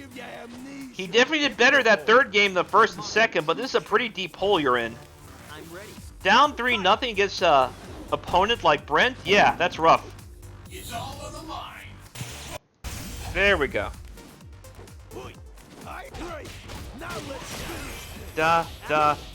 Uppercut. I'm down with the elbow. There you go. Interrupt that. But you know something, you're down back. There's going to be some kind of high-low mix coming from Brent. So good job throwing out a check like that. Man, Machine Gun Blow just hit raw, and it's working, and there is that conversion, that confirmation power from Brent. Yeah, making sure he is double dead. Boom.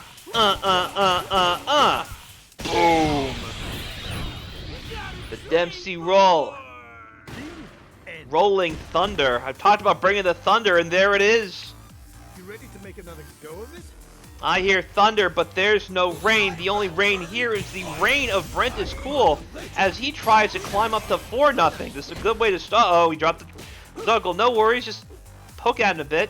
And there's some connection issues, I guess. You saw like some freezing there and some teabagging from Brent.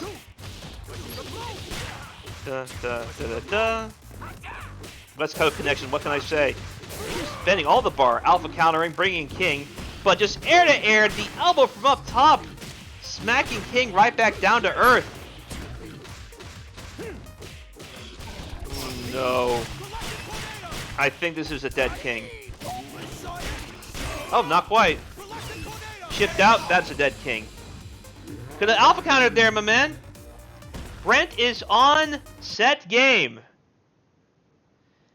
And needs to say, if he wins this, the whole tournament is his.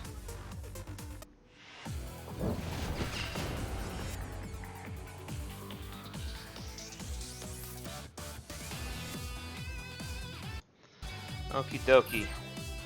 Let's see what happens, ladies and gentlemen. Can Brent finish this off, or will Striker do the impossible and break the unbreakable? Row, row, fight the power. Let's see what happens, because Brent is on set game.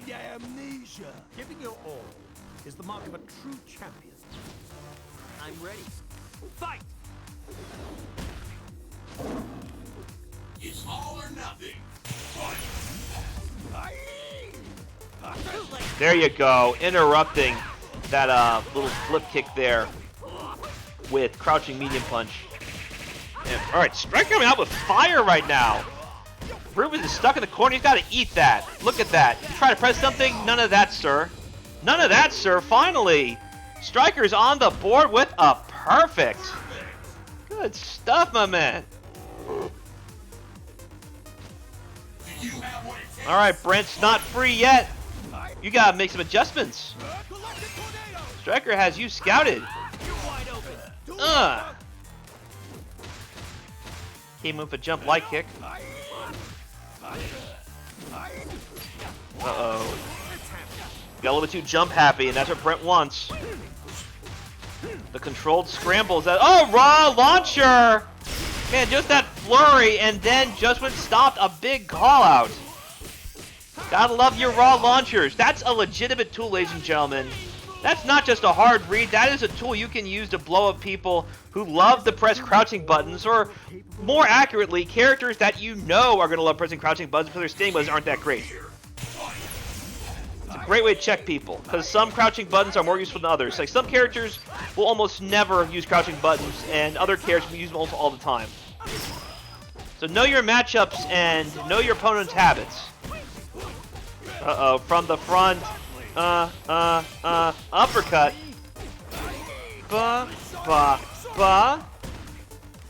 This corner Oki is nutty. Catch him. There you go. Air to air. Bro. Oh no, you could have just supered there, my man. That would have taken him out.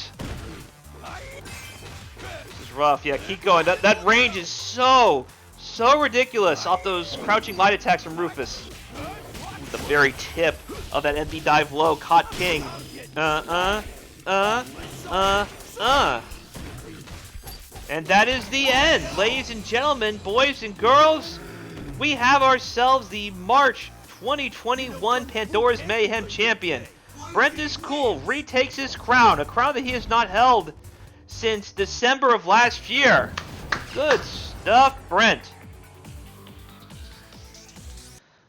Alright, that was a fun tournament. Thank you guys for joining me on this round robin. The March 2021 edition of Pandora's Mayhem. This was definitely a fun event, and I appreciate you guys being here for it. This is, after all, the 9th anniversary of our Cross Tekken. As I said at the top of the broadcast, Street Fighter Cross Tekken elicits all sorts of emotions, but I do hope the emotions that this tournament lists from you are positive ones. This game has been an anchor in my life for the last 9 years. Since I've started my full-time career leaving grad school, this game has been with me, and it's a journey that I would travel again and again if I could. And I'm, again, happy to share this journey, not just with you guys, but all the great players that joined us, and the great players that have joined us in the past as well. Pandora's Mayhem here on Arturo's channel have been major hype. I've had to redo some things, the dossier, now that we have a bigger sample size to worry about and to consider, because this is high-level play. I think any of these guys could make some noise back in the day if they knew what they knew now, for real. So thank you guys for tuning in. There will definitely be more next time, but for now, this is Psychoblue, conductor of the Hype Train, Mr. Hype Gems, hashtag Crosswires. I will see you guys next time. I will let Arturo give you guys the hype from this point onward. Talk to you guys soon. Bye.